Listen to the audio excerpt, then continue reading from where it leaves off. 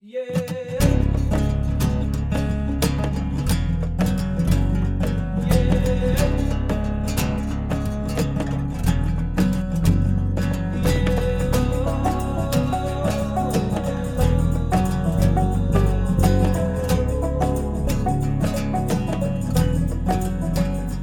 are we going to go? What are we going to do? Where are we going to sing? You know I'm going to use all this in the intro. Yeah, absolutely. The pubcast. Welcome to the Into the Wilderness podcast. I am one of your hosts, Byron Pace. The other host who's normally on here is my brother Daryl, but I haven't got back to Scotland, and the crazy time zone difference means that he is not here to record this intro with me, but he will be back on the very next show, which is a brilliant podcast I recorded here, but I'll tell you more about that at the end.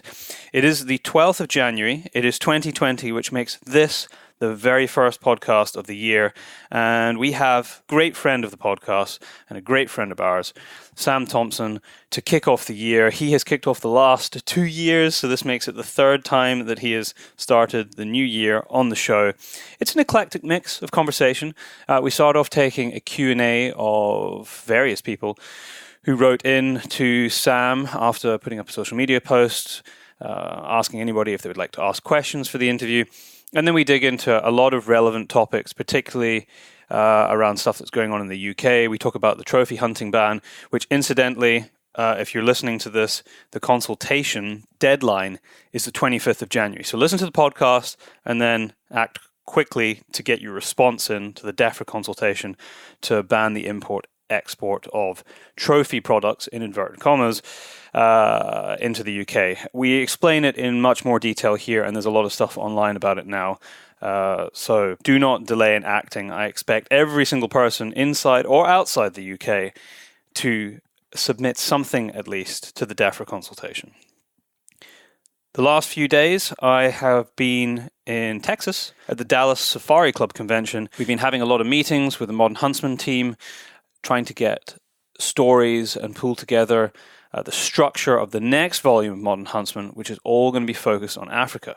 Of course, Modern Huntsman are our supporter for this podcast. They've supported us for quite a long time now, and we backed the concept of the publication from the very, very beginning. Volumes 1 through 4 have just raised the game every time, and that is what we're hoping to do with the next volume, all focused on Africa. If you haven't seen it, you need to go and check it out. So go to the Modern Huntsman website and have a peruse through volumes 1 to 4 and get your hands on it. Every single person who we put it in their hands over the weekend were blown away with what the team have managed to achieve. And it's a testament to the amount of work that goes in behind the scenes and how much they are helping to change and shift the narrative and have some of these uncomfortable conversations inside and outside the hunting community. It goes both ways. I'm going to keep this intro brief because it's a rather long podcast today. So I'm going to continue by giving a shout out to our Patreons. First of all, thank you very much to every single person who donates to the podcast. It all makes a massive difference. It allows us to reach out and go and do more face-to-face interviews with brilliant minds from around the world, tackling some of the most pertinent and important topics that face us today in the wider world, in the great outdoors. So I'm going to give a call out to our top tier Patreons, which include Richard Stevens, Richard McNeil, James Marchington, Ronnie Speakman of rdcontracting.co.uk, Chris Griffith, John Henry Pete, Tom McRae, the team at South Ayrshire Stalking, and last but by no means least, James Benjamin Normandale, although he is our latest top tier patron. So thank you very much. One more shout out before I mention the winner of the Guess the Sound competition is that the Northern Shooting Show, which is the first show of the UK calendar that we go to, and beyond doubt one of our favorite shows of the year, is happening on Friday the 8th to Saturday the 9th of May 2020. You can go online to the northernshootingshow.co.uk and get your early bird tickets now. There's going to be an area like there was the last couple of years where there's going to be debates and talks. Sort of half of it's inside, half of it's outside. It's a great crowd, an amazing atmosphere. The team who put the show together do a brilliant job, and they really care about how hunting and shooting sports are perceived, and they do a brilliant job of taking that into account in the way that they showcase the event. So Northern Shooting Show, May 8th to the 9th, 2020. Just get yourself down there. Even if it's a bit of a drive, it is absolutely worth it. And lastly, the winner of our Guess the Sound competition, which is always an animal sound of some sort. The first time we put it out, a lot of people got that it was an owl, but not the correct type of owl. So we ran it over to the podcast that was out just before the new year, and we had a couple of correct entries. So the sound that you heard was a barn owl, a British barn owl. And the correct answer came from an American, Alex W. I don't actually know his surname. The Instagram handle is I think it's short for Captain _Alex, CAPN _Alex. So congratulations, Alex. You got the answer correct. If you want to reach out to us, we will get a volume 4 of Modern Huntsman out to you. Of course, we want to start 2020 the way we mean to go on. So we're going to give everybody a chance to win another copy of Modern Huntsman, which we now do on every show. It'll be the latest copy, volume 4. And all we're going to do on this one, don't worry, the animal sound is going to come back on the next show. But I figured that since it is the start of the year, I would love to hear from you as to your hopes for this year with regard to wildlife conservation.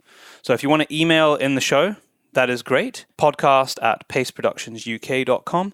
I will also put up a post on social media, on Instagram and on Facebook, and you're welcome to comment underneath that, or you can direct message us on each platform if you'd rather it not be public. And I'll have a read through those, and yeah, I think we'll probably have a discussion with my brother, and we will pick somebody out of the list who has told us what their hopes for conservation is in the next year. We will read it out, and you will win a copy of Modern Huntsman Volume 4. So without any further delay, we're going to get right into the podcast with Sam Thompson. Sam Thompson, welcome back to the Into the Wilderness podcast as he takes a slug of his beer. Yes, we are sat in Sam's house in Inverness. I think this is my third beer. I've lost track, but he did cook a rather marvellous meal for me. And we also have chocolate and the rest of the keg of beer. So I think we're in a pretty good place to start the podcast. I agree. I think I'm pleased this is now my third appearance. Yes, on the and podcast. now, if I get this right, you were the first podcast in 2018 of the year, the first podcast in 2019 of the year. Was it really? And if I get the timing right, you will be the first podcast of 2020. Always winning.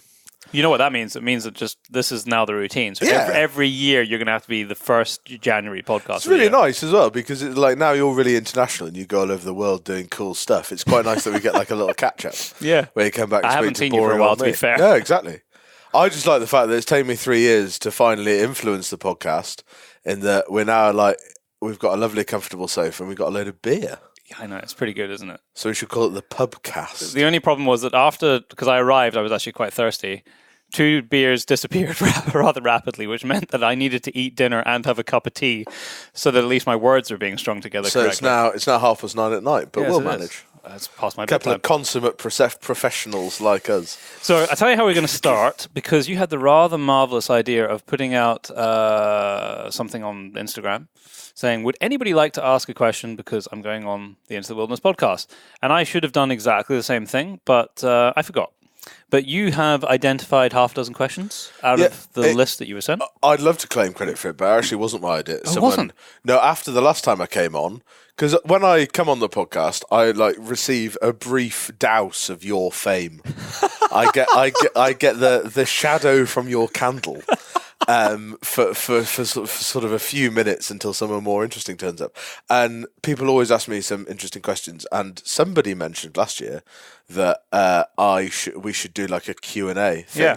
So, because I am a consummate professional, and I was actually talking to somebody about it the other day, I did ask my measly followers on Instagram, who are all very nice people, and I was really surprised that quite a few people did send in questions. Okay. So I've identified. So we've never started a podcast like this before. It's going to start with a Q&A. So let's do it. Beer is just such an innovator. It greases the wheels. I'd like to point out that this podcast is sponsored by Adnams Southwold Ghost Ship, which is a citrus pale ale. I have to say, it is rather good. Obviously now, well, it's delicious, and I think that alcoholic sponsorship should be a direction you pursue. So we've got 6 questions from my Instagram followers, which makes me sound very grand. There was a couple of more questions, but I sort of picked my favourite 6 because I thought it might go on forever otherwise. And if I haven't picked your question, because there is a couple that I didn't, that I'm not going to read out. And I've messaged those people back already. I've replied to them individually, not because their questions weren't any good. I just felt that they were a bit more like person specific. Okay. Like I feel it was a bit more like it wasn't as applicable. You didn't think maybe the general audience would get much out of it. Yeah. So what do you use to groom your hair with? Indeed. Yeah. What is your favourite pint and chocolate combination? Well, we've established that tonight. We have. So the first question is from A.R. Bradley 21, who asks, how do we as a community best coordinate? This is a bit heavy, actually, for a first one. Shall we start? We'll start with something else. Yeah, okay. Start with something else a bit We're lighter, coming back to you, A.R. Bradley 21. We are. Oh, that's also quite heavy. That's also a bit heavy. Hang on, we've got some lighter ones. Right, okay, we'll start with a light one.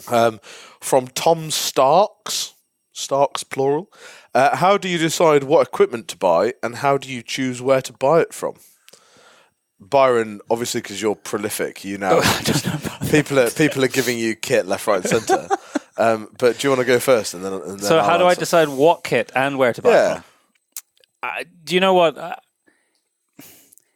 I would love to say just go read reviews. No, I definitely wouldn't do that. No, that's what I'm saying. I would love to say that, but unfortunately, I think that what reality has taught me is that you have to rely on 2 things. One thing is trying stuff out for yourself and finding out that it's shit. Or having good friends who genuinely use the stuff as it's supposed to be used and asking their advice and what other people think of things. And that is really the best way to do it, because the other thing to remember is, something that works really well in North America might not work well in drizzly Scotland. That is very true. So it's not even like, well, that's a terrible piece of gear here, and so it's terrible everywhere.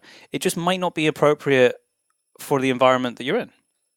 And so handle stuff yourself would be the first thing. Don't mail order things unless you've had a chance to put your hands on it first.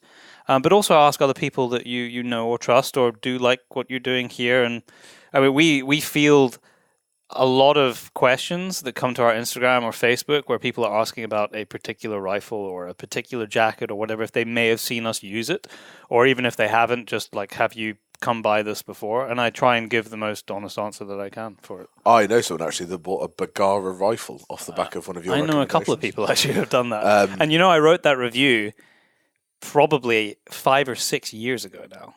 Yeah, I think for me to weigh in, I would kind of agree with Byron that reviews in the printed press or online, everybody's very aware of people being sponsored and people being gifted equipment, and I'm the first to admit that I, as menial as I am and as small my following is, have been given stuff before, and I think it is really difficult to give. I think a big problem with reviews, and also people just saying that they like kit generally, whether they're professionals doing a review or just people that are using stuff, there can be like a really awkward. I had this with a pair of boots a couple of seasons ago where a mate of mine asked me what I thought of them, and I'd just done a season and they'd been really good, and they're really comfy, was really happy with them, so I was like, yeah, they're worth a shot, blah blah blah. Boots are like a proper stickler as well, because I think good boots can work for some people and maybe don't work for others.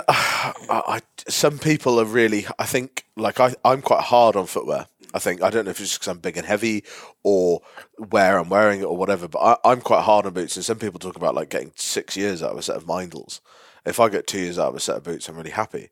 But you say to someone, oh yeah, absolutely, I really like that, and then actually 3 months later, the things, the boots were one of the boots was leaking, and suddenly you're like, oh God, someone's gone and spent 250 quid on a set of boots on my recommendation. So I think it's really hard. I think you're right in that you trust trust people that you know is always a good thing. Definitely with stuff like rifles and scopes and optics, I think handling them is a really Makes big a big difference. difference. Yeah, absolutely. I really like binoculars, but I actually find they hurt my eyes after a while. I don't really know why. Oh, really? But yeah, I get this. Like, I just, if I'm like in grey light, if I'm looking through Leicas for a long time, I'll start to like get eye strain, whereas I don't with others, and that's a really weird. I wonder if that's the light spectrum it lets through, I don't because they've know. got quite a reddy orange coating on them, so they're reflecting that back.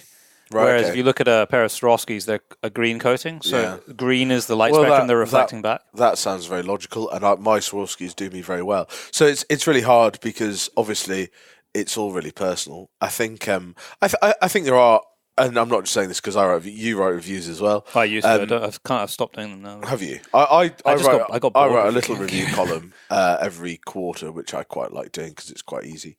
That's obviously not why I like doing it. I like doing it because it challenges me. I love the industry. No, yeah, it's definitely not because I'm mercenary and I like earning money every now and then.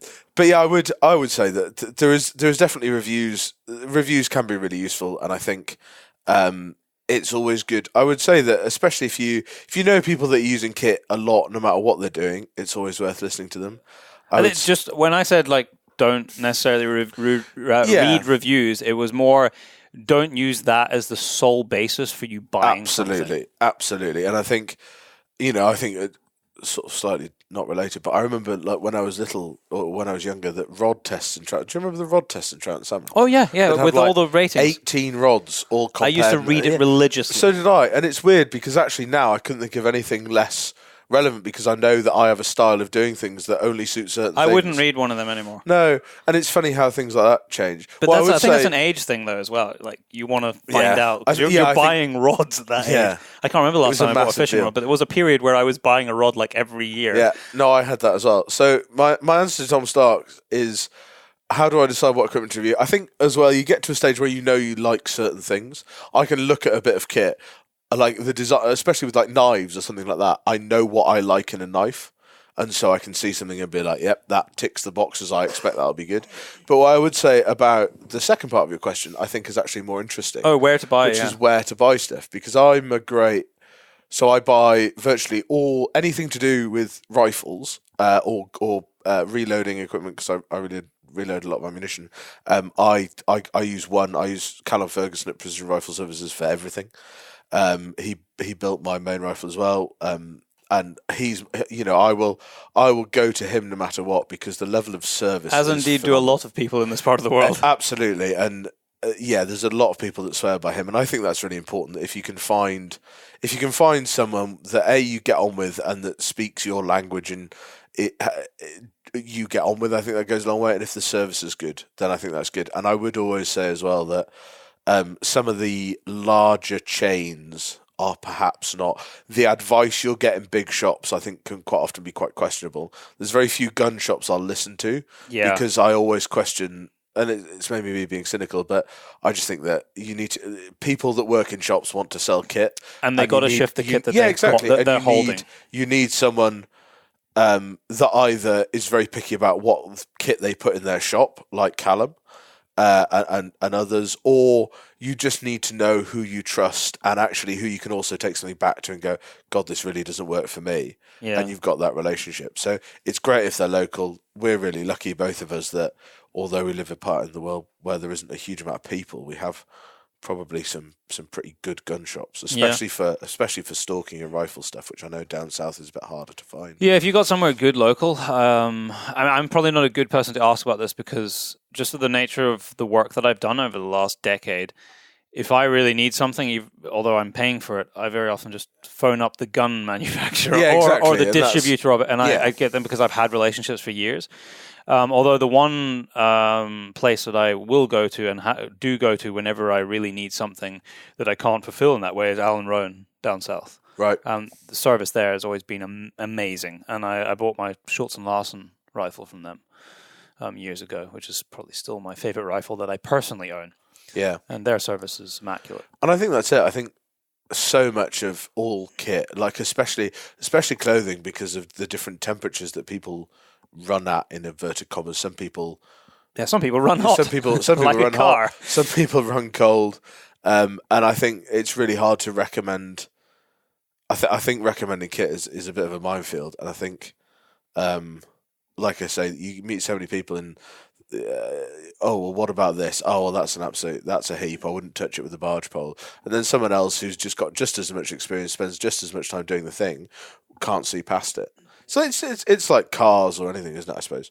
But yeah, my recommendation is like try and get a relationship with a local company or a local person, and try and if you support them, I think in my experience, if you can support them, they normally got your back. When something goes wrong. Hopefully, they're going to be on your side. So should we go to? Yes, hit up another question. I think that was good. I'm not sure if that was maybe the answer he was looking for. Like, go here and buy this.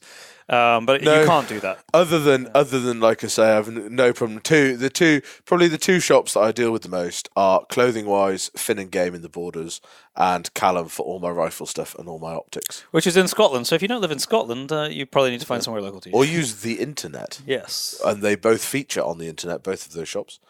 Let's go to something a bit heavier now because it's a bit chossy, and I'd like to get it out of the way because I'm a bit worried about it. Because I think Byron's going to have a much better answer than me. How do we, as a community, we're back to AR Bradley 21. Oh, okay, right. So we're going to the heaviest one. Good old Anthony. Do I need another sip of beer for this one? How do we, as a community, best coordinate our response to the DEFRA consultation on trophies? I have to say, I am very in capitals. Which you all know, as a British person, that shows some serious rage. I am very in capitals disappointed by the shooting. Hang on, I want to establish what's in capitals. The very or just the very. It's nicely done because it's not shouty. Yeah, like it's just strong emphasis put on the fact that he is very disappointed by the shooting organisation's performance to date, particularly post the general licenses fiasco. Do you want to go first?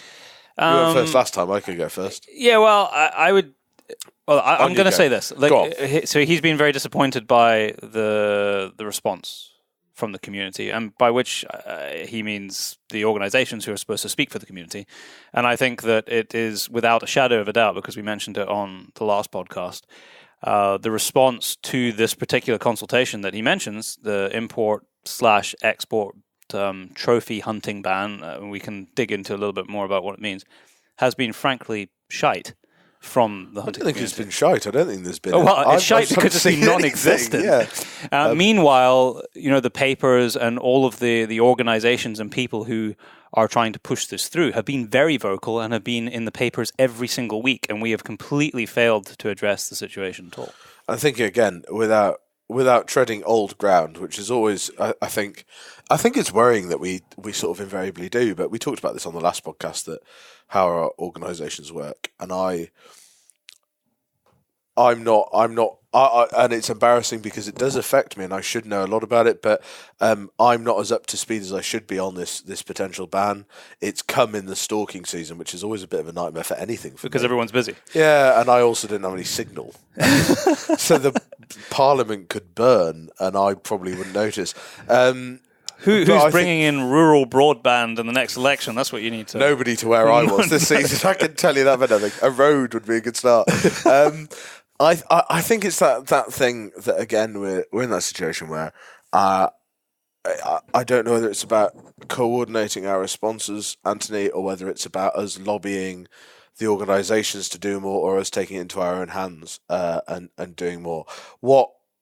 It's the same every time things seem to come up, is that we are this reactionary force, and we maybe shouldn't be, and we should be this objective, proactive force, which we don't seem to be. And I think we're probably getting better at it in some ways, and we're getting worse in other ways. But it's a big old fish to fry, isn't it? It is, and I think that this particular topic has been very difficult in that basically no one wants to tackle it because it's so broad sweeping.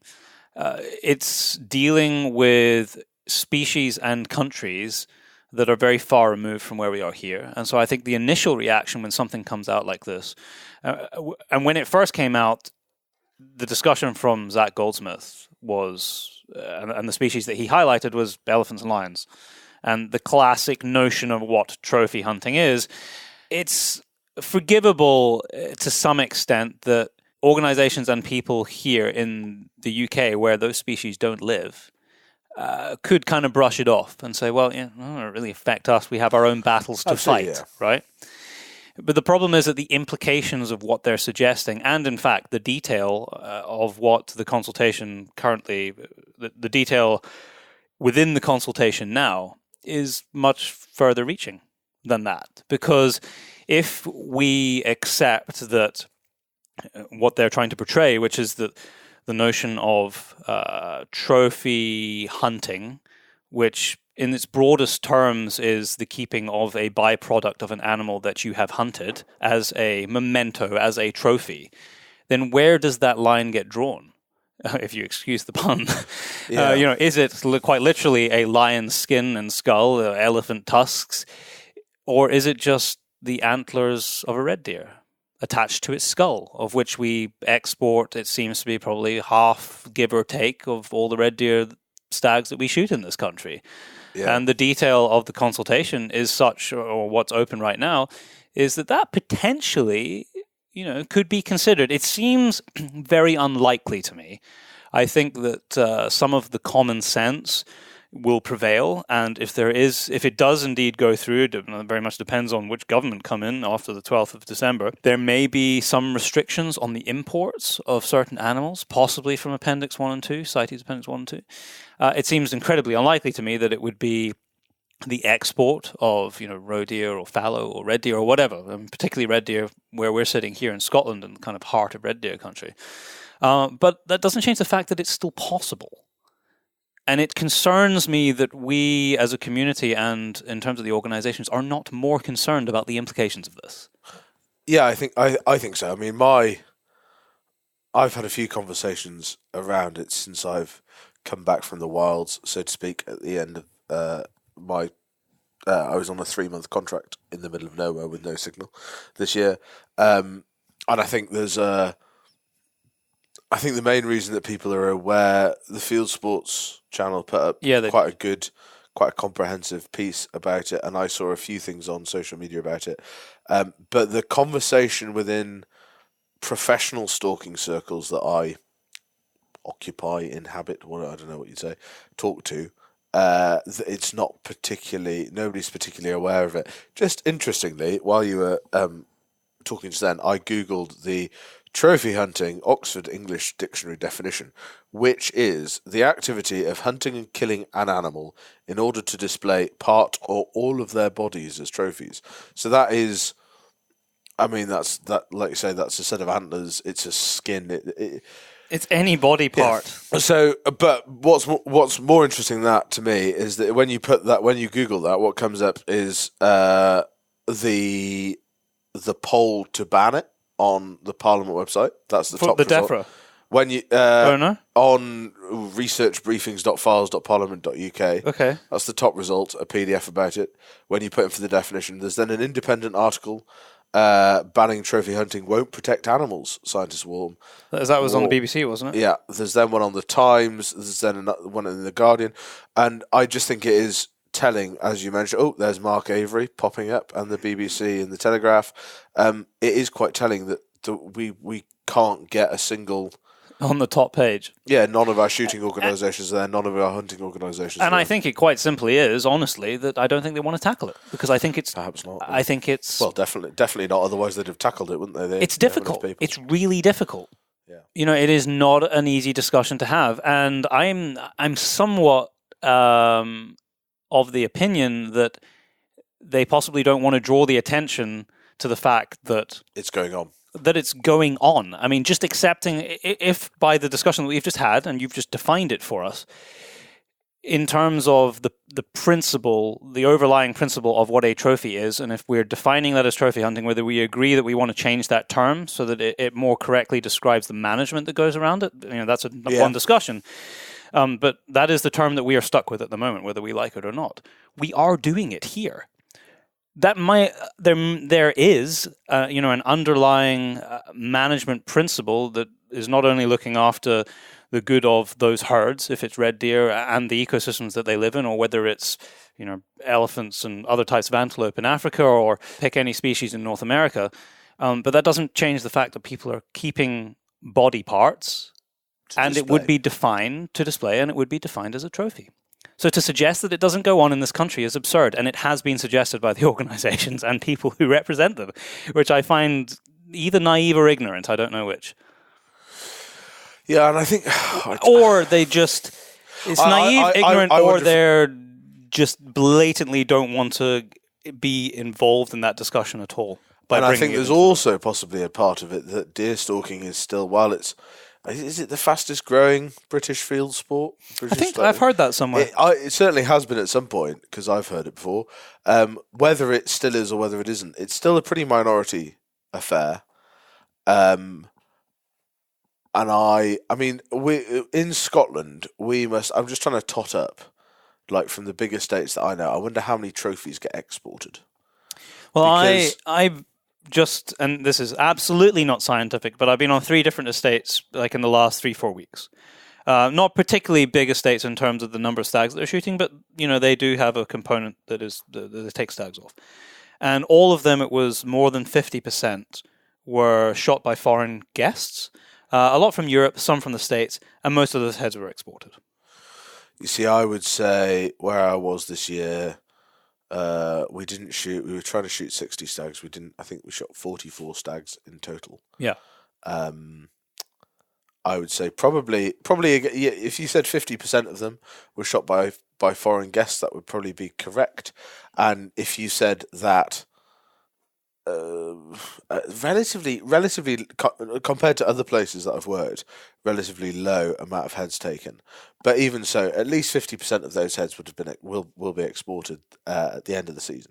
So that's at least 10 off that one relatively small estate. Some of the bigger states that cater and market themselves directly, sort of like really focusing on foreign hunters. I mean, I know one estate that's exporting over 100 heads a year, every year without fail. In fact, I know 2 estates that will do that at least.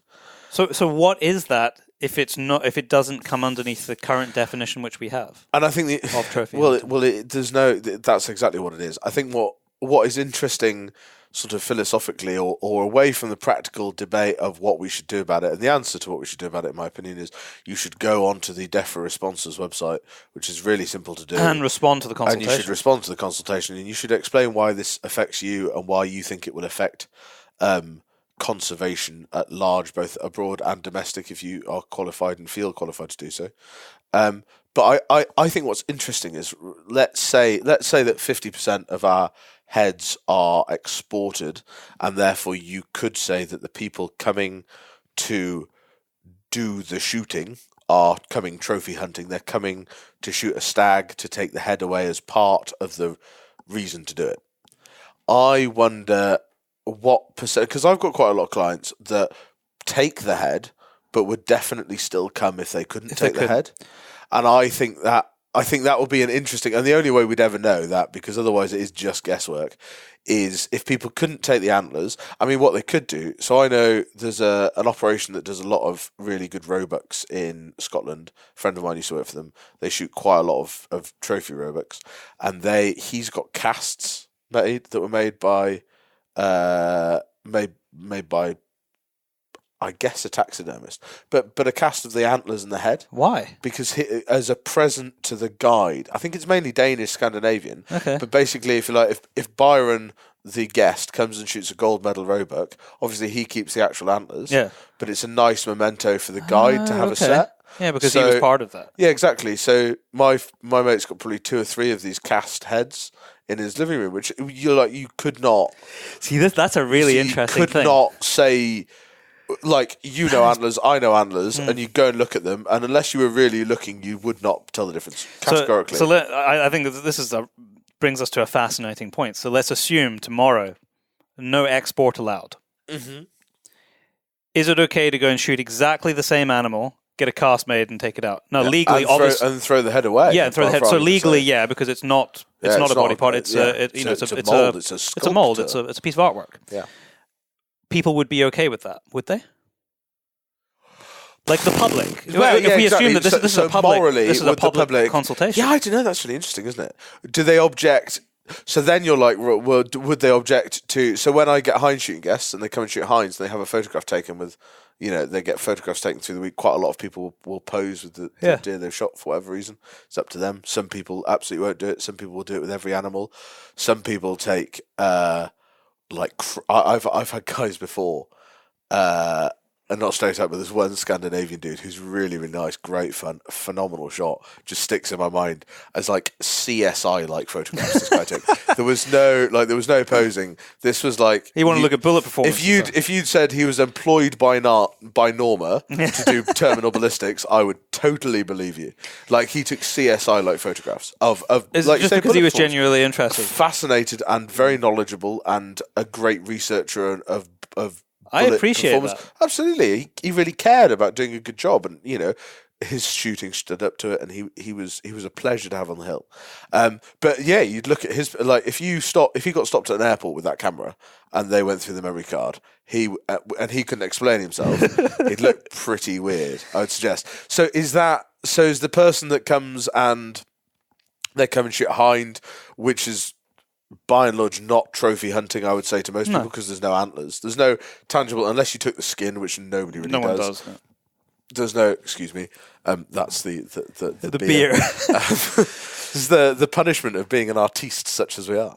Hind stalking, no antlers, nothing tangible to take away, very reasonably priced, very accessible to most people, you don't have to be a Texan dentist worth £1 million. I don't know what you're referring to. Anyone can do it. But if they take that photograph, which a lot of people do, is that trophy hunting then? Because they take the photograph. I mean, not by your definition. Not by the Oxford dictionary. Because it actually has to be a product. Yeah, of that. But then, like you say, is the mould.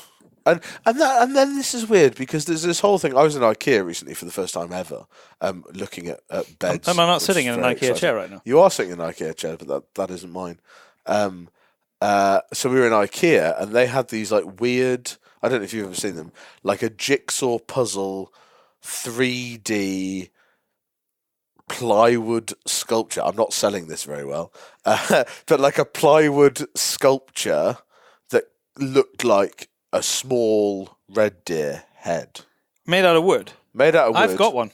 Have you? Yeah, it's like those old dinosaur models that used to like pop the... Yeah, that's exactly what it is. I have a... I don't know what it is. It's definitely not a red deer, but it's a deer with antlers. You're so trendy, Byron. My brother gave it to me for my Christmas like years ago. Well, there you go. But anyway, so then so this is what kind of gets me, because that is... And it was on a shield, because I noticed it and I was like, built into a shield, yeah. That is 100%, like that is your atypical wooden... It's a trophy mount out of wood. Yeah. Yeah.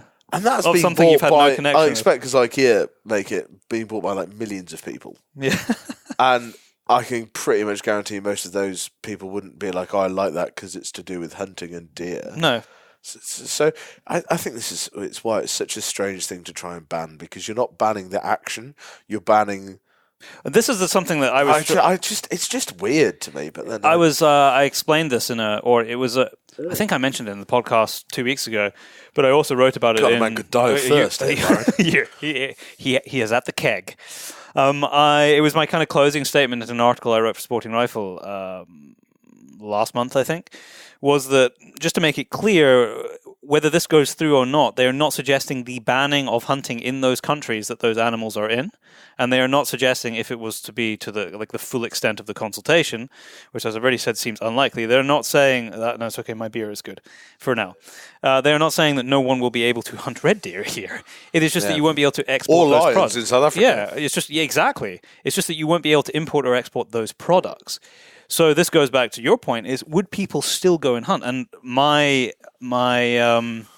challenge in the final paragraph of that article was that if we really believe what we talk about frequently, within the hunting community about hunting being a massive part of conservation, is that we should still go and do it. If the ban gets implemented tomorrow, we still need to go and do it. I don't think people won't come and shoot stags. I'm just trying to think. No, I agree with that, but I think that they might not go on and shoot lions. On a spectrum of how much it costs, I think there are quite a number of people who wouldn't do it if they couldn't bring something back. I tell you what, I bet there's a lot of people that would suddenly not care how big whatever they shoot is. Yeah, you could be right, yeah. Like, I think there's a lot of people that, like, and not that there's a lot of people, that's not fair.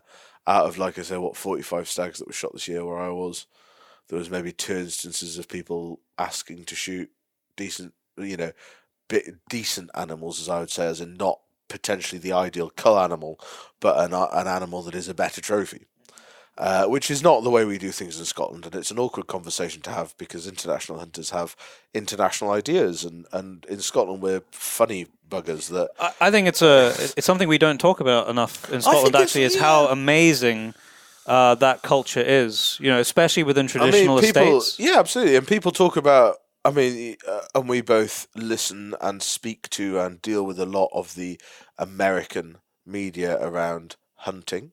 And a lot of it is excellent, and they are rightly proud of the American model of conservation, which is works very well for them and everything else. But I do think there is a funny, and I've got a very funny story actually, which is too long, and I won't tell it properly to recall here, but of a friend of mine's father going whitetail deer hunting, and sitting in a lodge in America somewhere, explaining to people how it works in Scotland, and these guys just and these guys who are knowledgeable hunters and have done a lot of it just couldn't get their head around the fact that it is better to shoot worse animals, and it's a sort of very British thing in that we have this.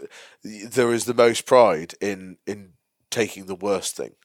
There are the sort of the greater good of it is the basis of our system, and I think it's fascinating how that's evolved, and I do think it works well, and I think the proof of the pudding is in the number of fantastic stags you see wandering around, and that's a big old conversation for another day, I suppose. But I think in the most part, certainly the majority of British guests that I get, and the majority of international guests.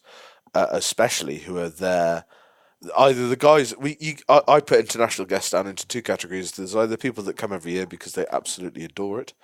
A lot of them weirdly don't really do any deer hunting where they're from. I quite often find that like the guys that come back to Scotland every year, they go stalking in Scotland because it is unique and special. Because they love the tradition, everything that's involved in it, from the tweeds to the ponies to the mountains. They don't want to go and shoot deer. They want to go stalking in Scotland, and they're very different things. As you yourself know, there's plenty of places in the world where you can batter a roe deer. In the south of England, there's plenty of places you can batter a roe deer out of a car window, as there is in Scotland. But those people who could go and do that once a day, every day, for an entire year, come to Scotland to do it our funny way with silly trousers and lots of rain. There is something uniquely special about that.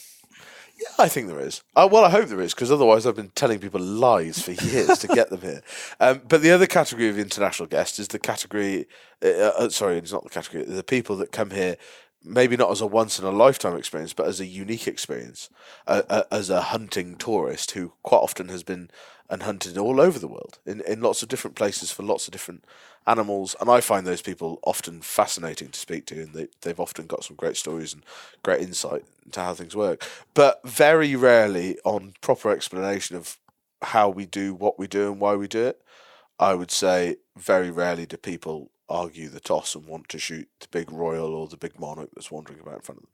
I think people are quite nice like that.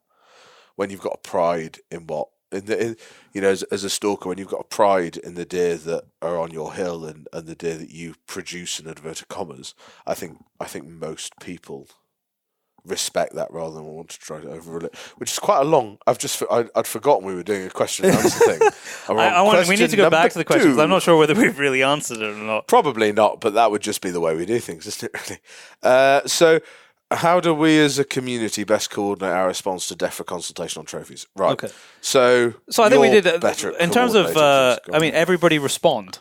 Yes, don't rely on the organisation to do this for you, but yourself. Because even if they were, and I have no doubt they're doing stuff behind the scenes. My issue with what's happened recently is that there's been a lot of damage done to hunting globally, as in the global perception of hunting within the UK in the last 2 months, because we haven't been proactive in countering what has been out there. That's my main issue.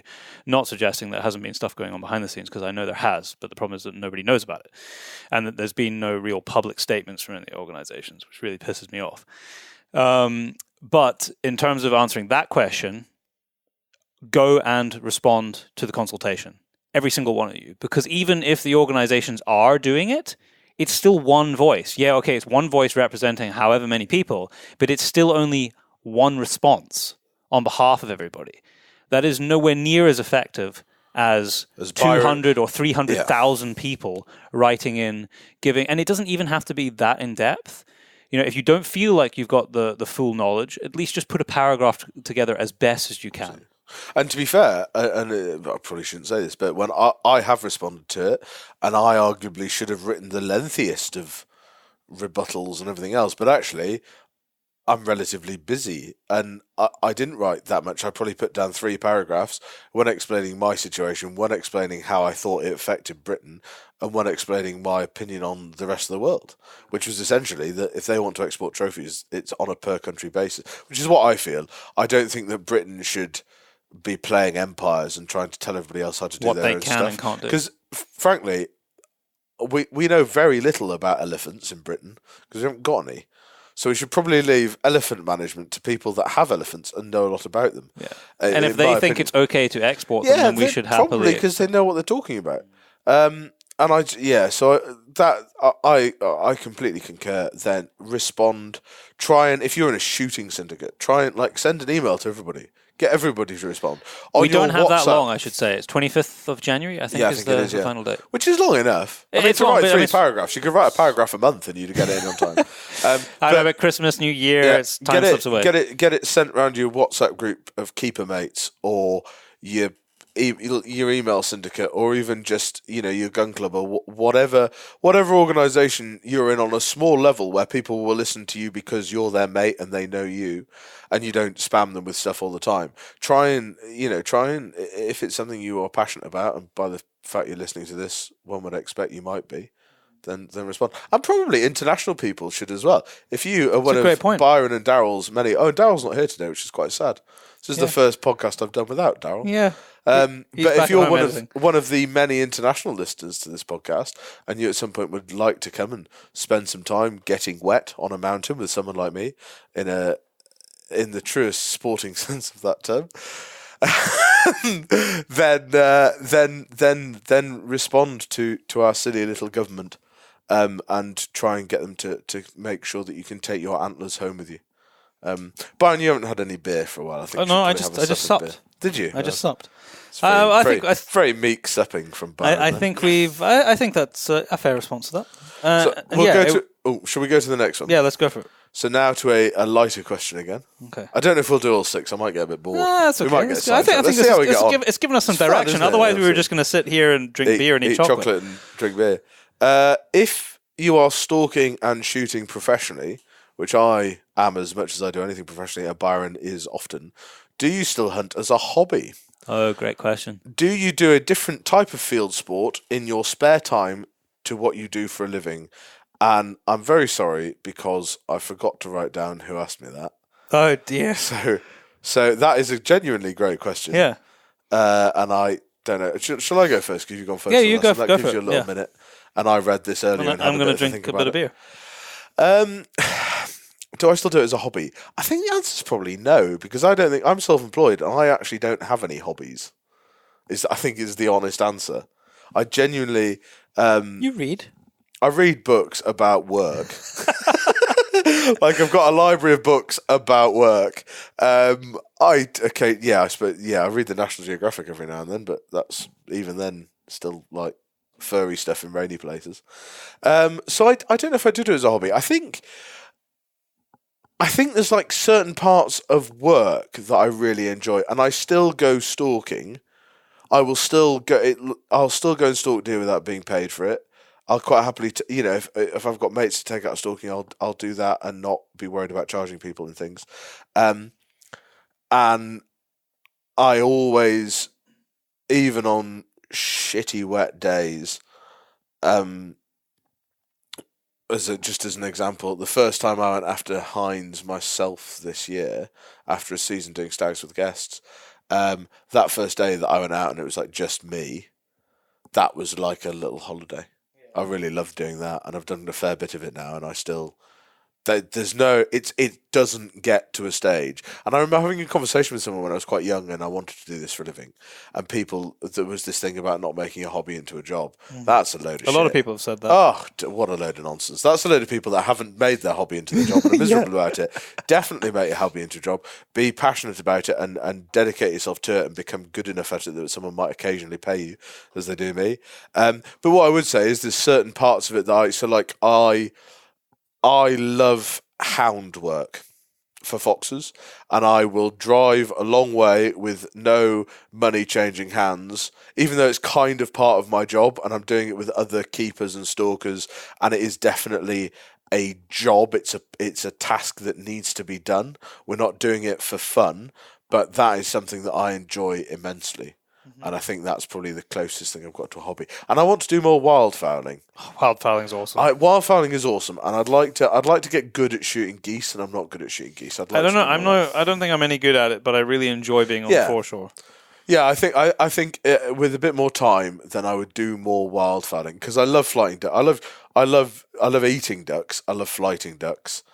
I like foreshore because it's actually properly wild. Yeah, it's like proper hunting. Yeah, and it's there's no, like, it's not that it's not dangerous like getting charged by an elephant or getting eaten by a bear dangerous, but you've got to be a bit clever and you've got to learn stuff. You've got to know. There's a bit of craft there that I just don't have. It's not standing at a peg. Exactly.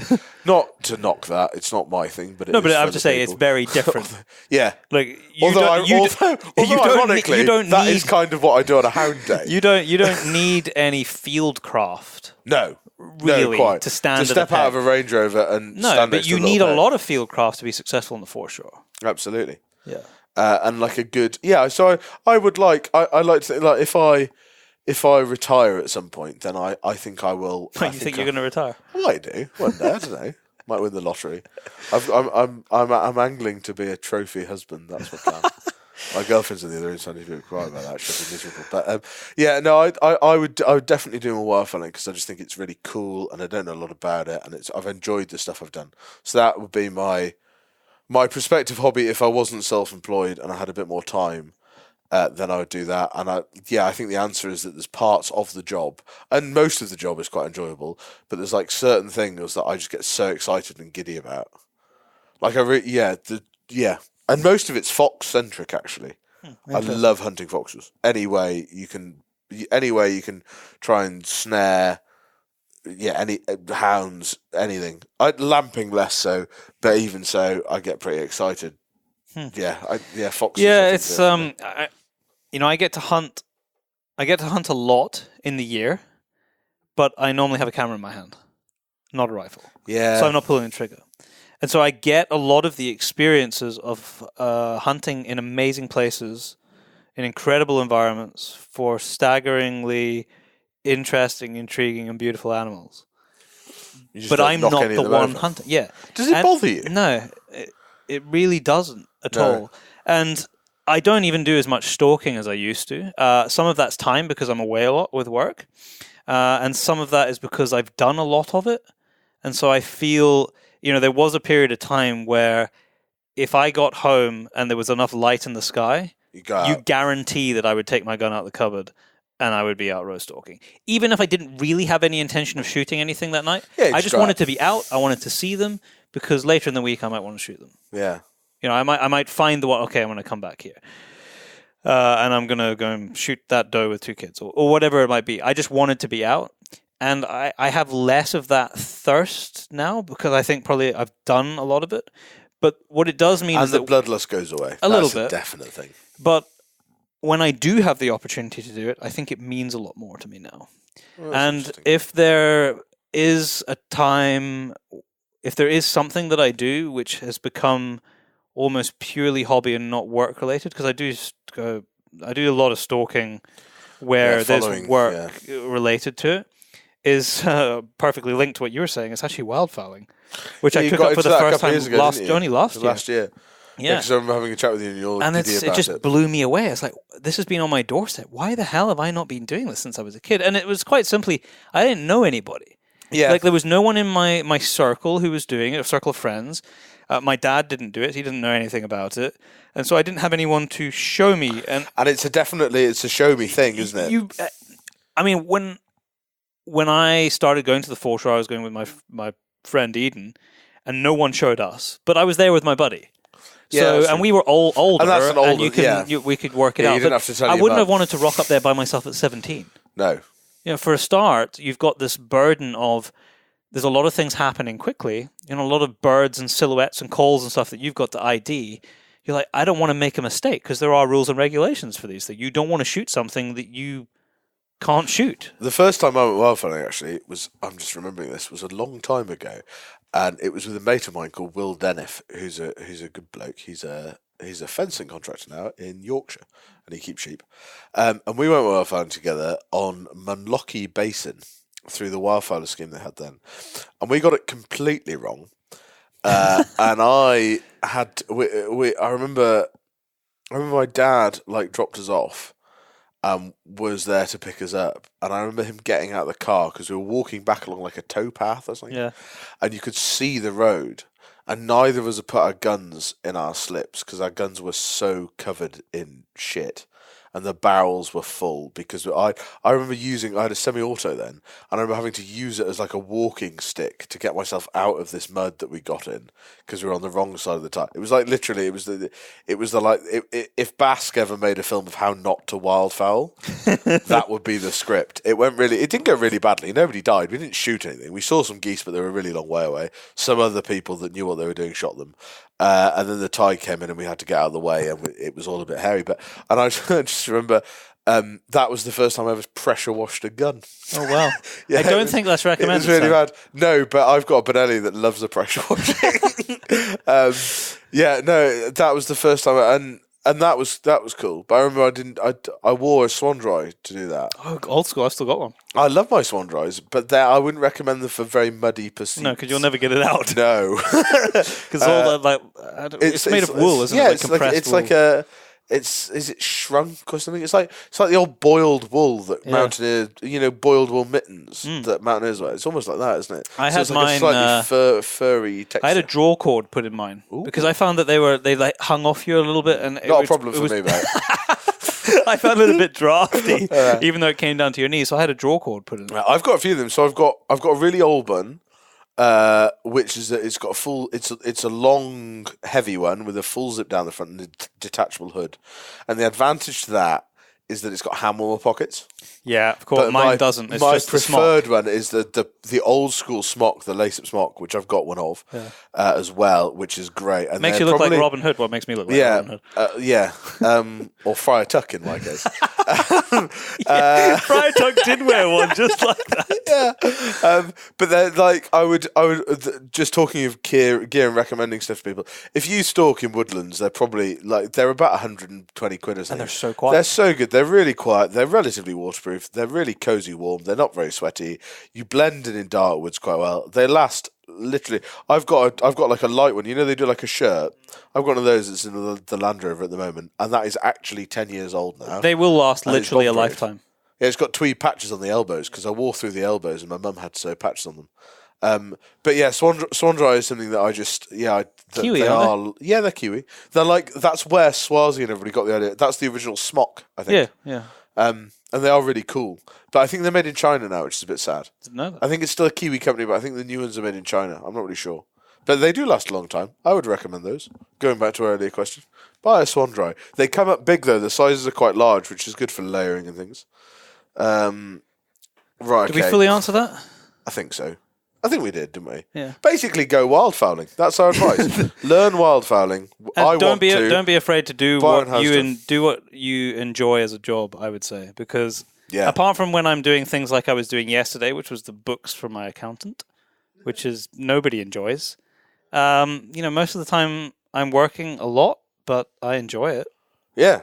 almost all the time. I don't. I don't have to work to do the things I enjoy because I work doing the things I enjoy. Yeah, I think if I had like a proper job, like a grown-up job, then you did try. I did it. I couldn't now. I've never even attempted to have a proper job. But I think I would have to earn.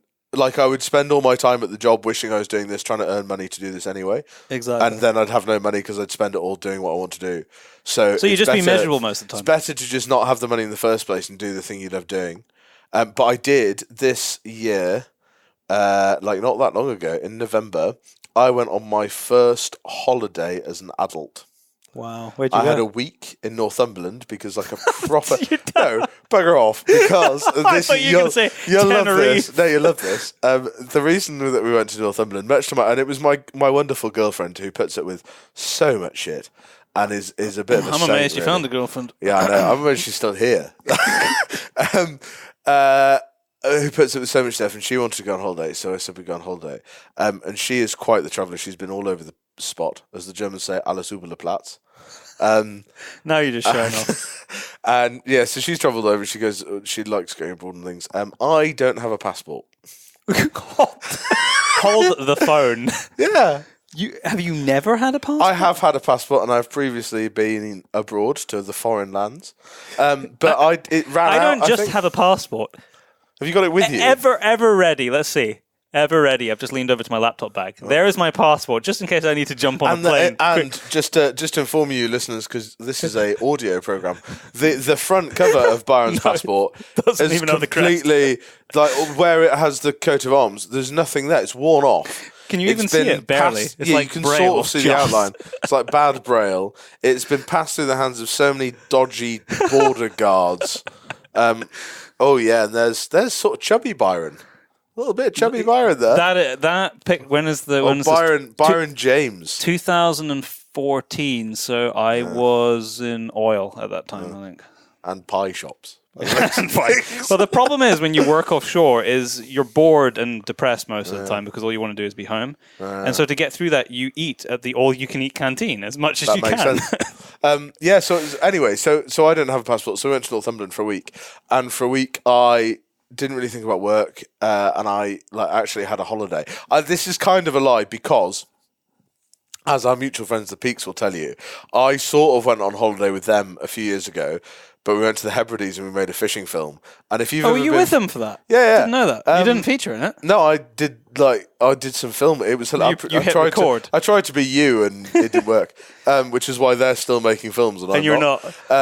But yeah, we went to the Hebrides on holiday, but fishing with the Peak Twins, which I will plug here because they're wonderful. Yeah. Twin Peaks Fly Fishing is their company. Before. They've been on the podcast before. Oh, one of them has. Yeah, but they're the same person, so it doesn't really matter. That's so mean. They're two identical twins that will live and breathe fishing in a way that few other people do. Yeah, it's impressive. But going on a holiday to go fishing with them is not going on a holiday.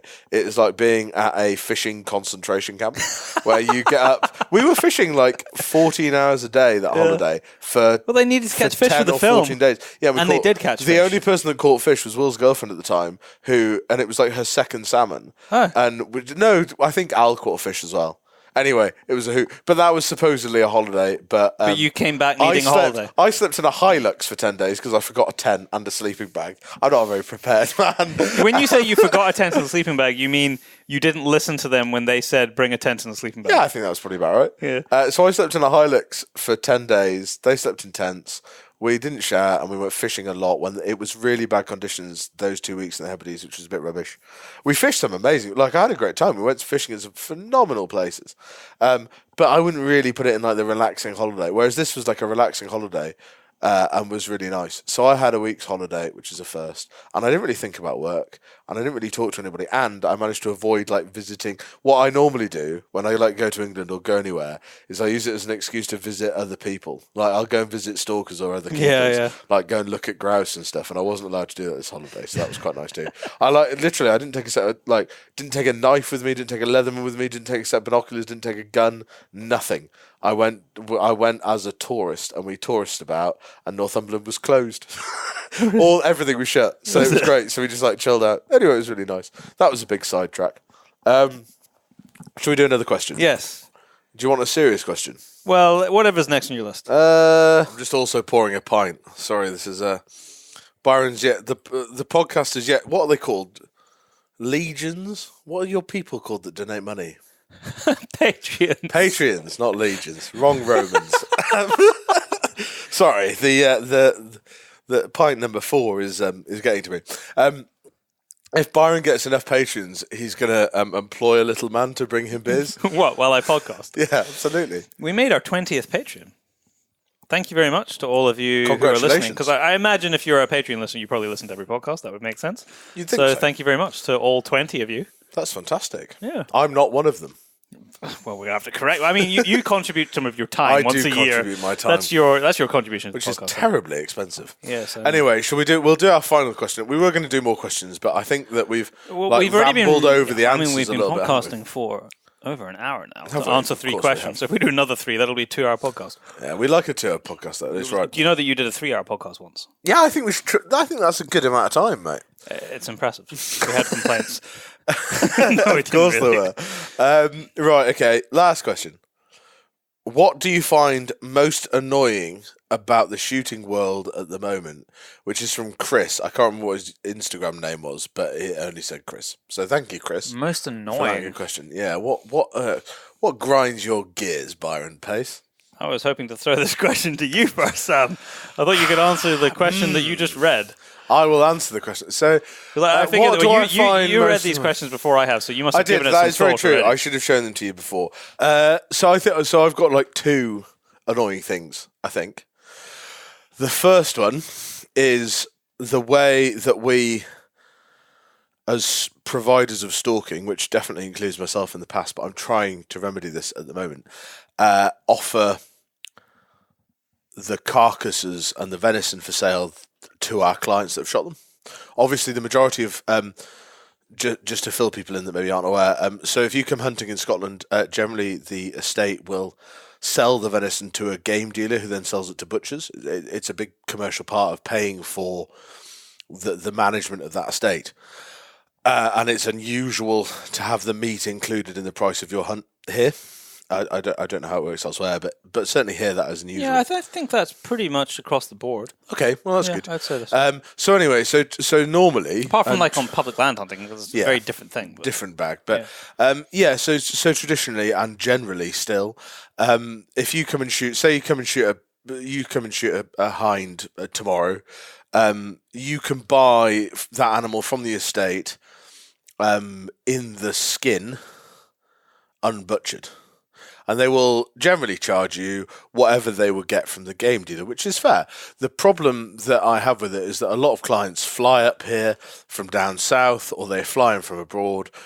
And something that I'm really keen to do more of and to try and help and promote a bit more of is the idea of getting it butchered by a butcher and getting it vacuum packed and sealed and shipped to the client's flat in London or house in the Cotswolds or house in Paris, so that actually people, because there's a lot of people that come stalking that want to take home what they shoot, in my experience, and they can't because we've got the way our game laws work and stuff makes it a bit more complicated. But that is definitely possible, and it annoys me that doesn't happen, because I think you see a lot of people. It's something that hasn't really evolved, has it? No, exactly, and it. With modern living. Yeah, absolutely. And we need to sort of, I think we need to bring that into this century, which I know other estates are doing. I'm certainly trying to do, and that's just a good thing. To be fair, I mean, some estates do this now with birds. Yeah, absolutely. Pheasant partridge, particularly. And very popular. Yeah, very popular. Very popular is oven ready pheasants. I have to say that is one. I mean, that's quite a recent thing that I'd say a lot of us. 5 years, maybe. Yeah, a bit. I think I remember a place doing it when I was maybe 10 years ago. Increasing numbers of states doing it. Before it was like very few. They were doing it, but that's something that has happened in the bird world, the bird shooting world. Absolutely. That hasn't really carried through to the deer world. No, and it's obviously because deer are much bigger, and because there's a much more regular market for it. Yeah, absolutely. There's a big market in it, and it is a big income stream for the estate. But I think people are willing to pay for that venison, and people are keen to have the animal that they've shot on their plate. And the second thing that annoys me, now we get on to them. Are you thinking that maybe there could be 3? We could be here for hours, man. Okay, that's fine. And another thing, No, I think something that really does annoy me a little bit is there's like a real there seems to be, and I use Facebook to talk to my friends generally and a few clients and stuff, but I wouldn't say I don't use it to engage particularly in the wider basically don't community of hunting. But Instagram I do, and I think something that just seems to knock me a little bit with it is that there seems to be a definite focus on people doing things for. It's not the wrong reasons. That's not my place to say. It doesn't really matter what I think. But I think people doing things to look the part, I think just really annoys me. I think there's more of it than we would like to think there is, probably. And I think there's a bit of a little example. Somebody shoots a deer really badly. 3 bullets to kill it, 4 bullets to kill it, and they post something on social media saying that it was wonderful and they killed it perfectly and everything was fine. That's one example of just being like, well, actually, is that the story that you should tell? Is that how you want to tell that story? You know, you understand why, but is that the right way of doing it? And then also, I think there's a lot of people that just see the shooting countryside-y world as a way to have lots of followers and get lots of people to like what you say. I don't know. Yeah, it's a hard one. It doesn't bother me. It doesn't bother me nearly as much as the venison thing does, actually. I just think that I don't know. There's quite a lot of days. You're talking about like disingenuous portrayal. Absolutely. Yeah. You can tell Byron's a pint behind me, can't you? Yeah, no. I think it's that thing that just quite often I will look at the Instagram. And I just think, oh, God, I can't be bothered with this. And that actually is a bit sad, because you should look at Instagram and be like, God, this is amazing. Look at all this cool stuff that's going on.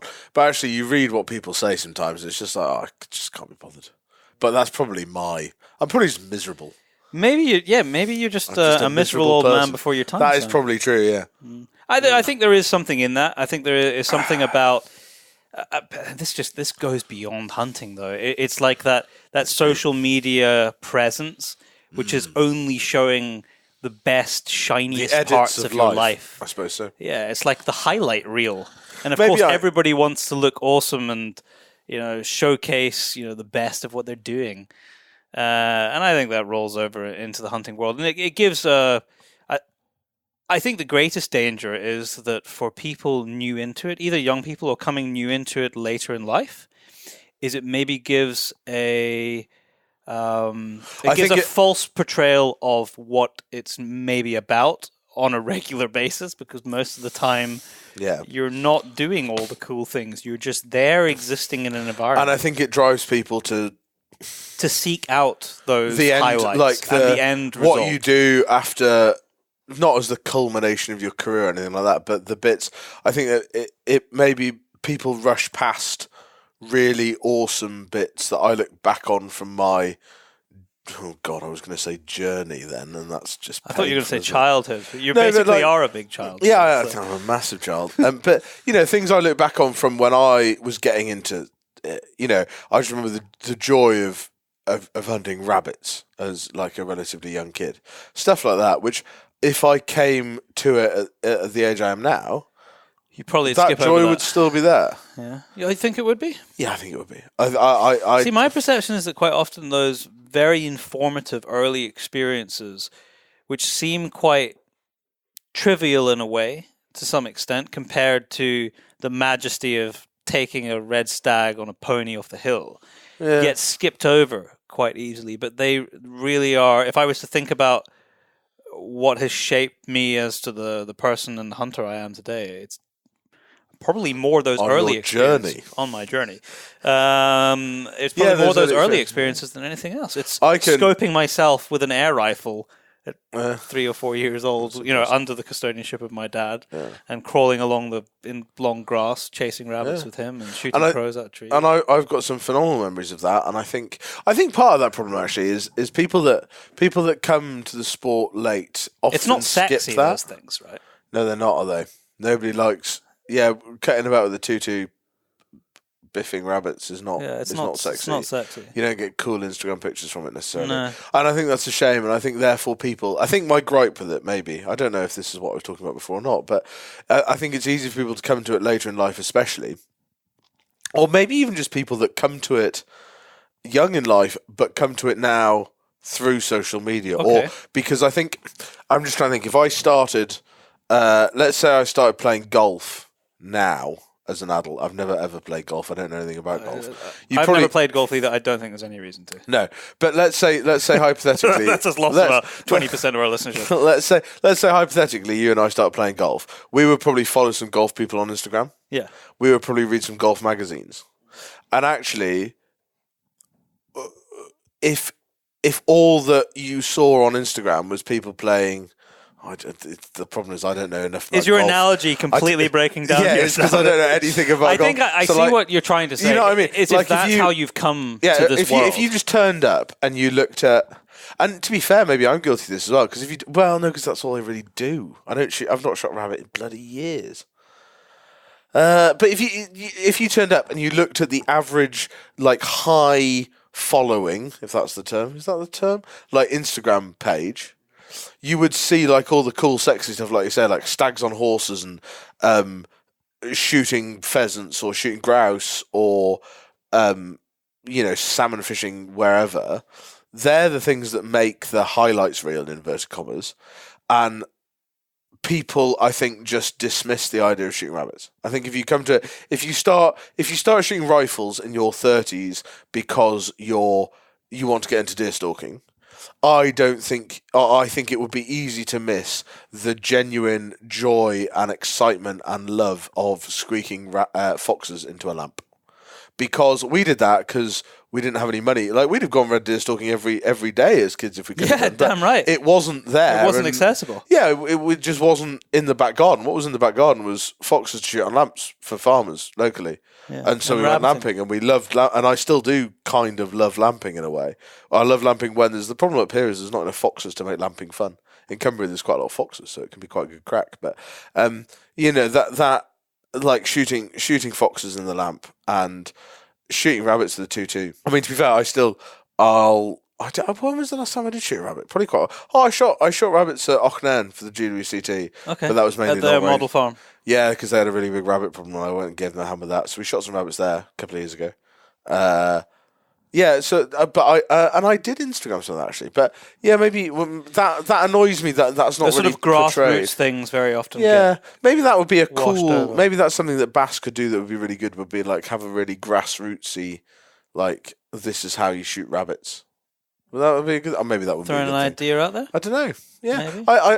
That's a very long, rambling non-answer to what annoys me. Well, you've been talking. I've been trying to Byron? think what annoys me. I think if I was to just pick one thing, is it people not paying their invoices? that annoys me most. People not paying their invoices. People not paying their fucking invoices. That's really hard. I have increasingly less clients that do that. I worked out the other day. There's a complete side point to this.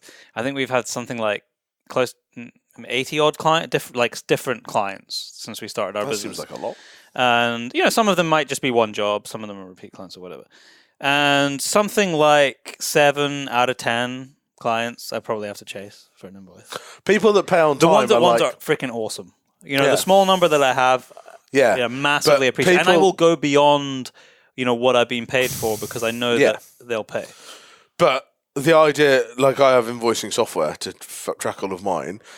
Yeah, it's really good. Well, I have a whiteboard. I'm really forgetful.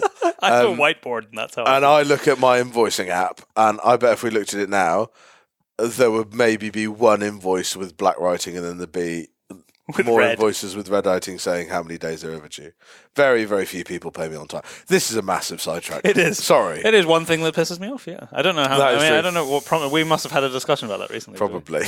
No, anyway, carry on. If I was to pick one thing within the sort of global hunting community, it would be that we are very stubborn and resistant to any kind of change, which we feel like negatively impacts what we've always done historically, even if we were to really press pause and think about some of the aspects of our community, whether that shouldn't indeed, evolve and adapt and change. potentially even stop in some We instances. cannot point a finger, can we? We really struggle to really fail to look inwardly at what we're doing and say, you know what? I think we can do this better. Or we're beyond that now. Like, times have changed enough, and in order to safeguard hunting and hunting culture and the use of hunting and sustainable natural resources in the future as part of management and conservation and ecosystem services, we really do need to be able to adapt quicker than it's forced upon us. Yeah. Quicker than change is forced upon us. Yeah, Because I think so. when things are forced upon us, they very often change in a way that we don't want. And this kind of goes back to the very beginning of this podcast about being proactive. And I would say as a community, whether that be individuals or particularly organizations, I just do not think we are proactive enough. No. And it's really difficult, isn't it? There's a lot of... God, I'm kicking the table and getting shouted at.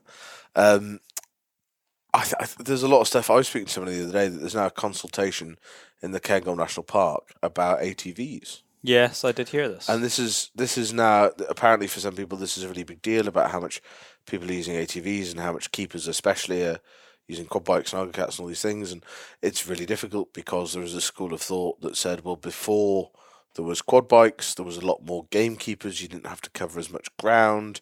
You walked everywhere. A lot of people had bicycles. They stalked smaller beats. There wasn't the need for, big cat journeys to get into where you were stalking or whatever. And there is a real discussion happening around that. And I think that I don't know. I'm not involved in that consultation at all. A friend of mine is. I think he's tearing his hair out a little bit about it. But I'm not familiar with how that is being pitched and what they're aiming to do, whether they're aiming to cut down ATVs completely. But there is definitely, people are always looking for the easy life, and I think it's a hard job at the best of times, and, things that help you are always a bonus. But, all these challenges, like you say, are being, whether we are in the right or in the wrong, like them or not, every part of what we do is being examined by someone for whatever reason, and I think you're right in that if rather than examining ourselves, we just stick our head in the sands and blindly say, no, actually, we like what we do what we like. It's right because it's this debate's going on for years, isn't it? What do you pull the plug on certain aspects of it because, well, what is that? Should the Countryside of Lions be defending hare coursing and trying to bring it back as an argument? Something that that's been banned, that some people would say shouldn't have been banned. Some people think should have been banned. I bet there's a lot of people that shoot now and are country people or would identify themselves as country people now that would be staunchly against hare coursing. But at the time, it's all very. I think it's all very. When things get lost, I think we're very quick to say that they're not part of it anymore. But then when we've got things, we don't want to let go of them. If that makes sense, I think we've got a bit of a reluctance to, like you say, sort of examine ourselves and say, well, what's for the greater good? To quote Hot Fuzz, what's the best? I think you quoted Hot Fuzz in the last podcast. The greater good. I'm pretty sure you did. Such a great line. But yeah, I think there's that. Well, do we turn around and point the finger at ourselves and say, well, we could be doing this better, or do we not give an inch? Do we stand and just say, absolutely, this is all we've got left. We can't hare course. The Hunting Act's restricted fox hunting so heavily. We've lost so much, we can't afford to lose any more. Or do you say, actually, there's we can trim down what we're doing and make it more? Yeah, I don't even see it as I see it more as just really having the ability to take a very honest look. Yeah. And asking those bigger picture questions where, and this isn't, I've been accused of this before. I remember I was having a kind of heated debate around a table just a couple of weeks ago. Are you saying that we can't say that we enjoy what we do? Are you saying that we can't say that we enjoy hunting? And it's not about that. it is. Yeah, I mean, we've already talked about it on this podcast about how much enjoyment we get out of the experience. But just because you enjoy something doesn't mean that it should go on. So yeah, we are allowed to enjoy it. I think we should be able to explain why we enjoy the activity of hunting. But we equally need to be able to look at all the aspects and all the trimmings of various activities that go on, and just make sure that just because we've done them since forever, that it really, really makes sense. For the animals that we are protecting or culling, or the environments that we are managing, is there a better way of doing it? Yeah, it's interesting. And then you think about look, just taking the hunting ban as an example. And by hunting ban, we're talking about the fox hunting ban in England and the restrictions in Scotland. You take that and you sort of sit there and you go, right, okay, well, we can't do this and this is why, and there's a sort of logic there, but it's not very clear logic. And how long it happened before it was banned. For such a lot, for like 15,000, where were dogs domesticated? 15,000 years ago? I should know that. I should know that too, and I don't. Between 18 and 32,000 years ago. I wasn't that far off. No, you weren't. I can take that. Shall we just cut in and pretend that I was really clever and knew that it was exactly 18 to 32,000? So about 18 to 32,000 years ago, when dogs were domesticated, that was dogs. Anyway, however long ago it was, dogs were domesticated for the purpose of hunting, and this great relationship that we have with dogs comes about through this, and this great history we've got on things. And then to take that away, or to try and take that away, in my opinion, relatively flimsy circumstance, just seems pretty devastating to me. And I think that's why there is that fear, is that I think we've been shortchanged a lot before. That is fair. And I just think there is this: if we give them an inch, they'll take a yard. And historically, there's definitely you read the old. You read the old hunting books, and there is a bagged fox, and there's newspaper articles where they talk about hunting a bagged fox and things. And there was times where absolutely indefensible practices happened within fox hunting, and maybe you can sort of see how some people would just jump on the fact, well, therefore it must be bad. A bit like the trophy hunting thing. We go back to that. It's this sort of quick moral judgment of, well, that doesn't sound good, so let's ban it. And the shades of grey and all these things are so bloody complicated. I think that's really difficult. So I can see why, especially the older generations who've seen a lot of this go. Yeah. I don't miss hare coursing, because hare coursing was banned when I was pretty bloody tiny. I think I remember it. I miss shrimping for salmon, although I never did it because I read about it and it was a skill that I always wanted to have, but it was banned a long time before. I remember Dad telling me it was really hard to do. There's a huge amount of skill involved. In shrimping salmon. Anyway, sideline. But this is it. So I'm never going to fight to get hare coursing back, because I never hare coursed, because I think I was about 5 when it was banned. Yeah. And it would be, but then I would be really sad, because maybe if I have children, maybe they'll never see fox hunting, and I was really sad when that was banned, and I'm quite staunchly for it, even though I don't think we'll ever get it back now. So it's so difficult, isn't it? There's so many layers on all these things, and like you say, there's sort of, you need to be able to look at everything. I think if you can look at what you do yourself quite critically, which we've talked about before as well, if you can look at what you yourself do with a sort of relatively critical eye, and if you can justify what you're doing to yourself, whether that is in terms of the hunting you're doing or the decisions you make in whether or not you're a vegan, I think if you can justify things to yourself, then that's always a good start. I think if you've got to sit there and go, God, is this all like, should I be doing this? Probably shouldn't be.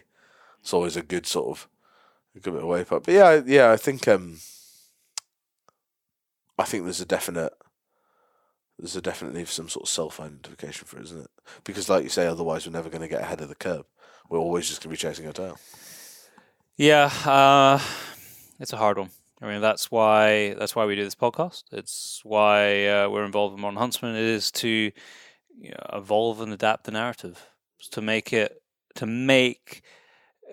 ethical and moral hunting in all its forms, from fishing to what we have been discussing as, trophy hunting, as it's tagged now, better understood, and make sure that it legitimately has a role. Because ultimately, if any of the things that we're talking about doing have long-term negative effects on or even short-term negative effects on the welfare of those animals linked in the environment or that environment, then I think it's probably safe to say we shouldn't be doing it.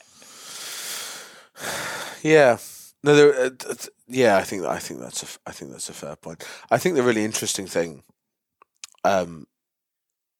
for me, with like you say, that sort of that narrative change, if you want to call it that, with this whole, and it's in the past.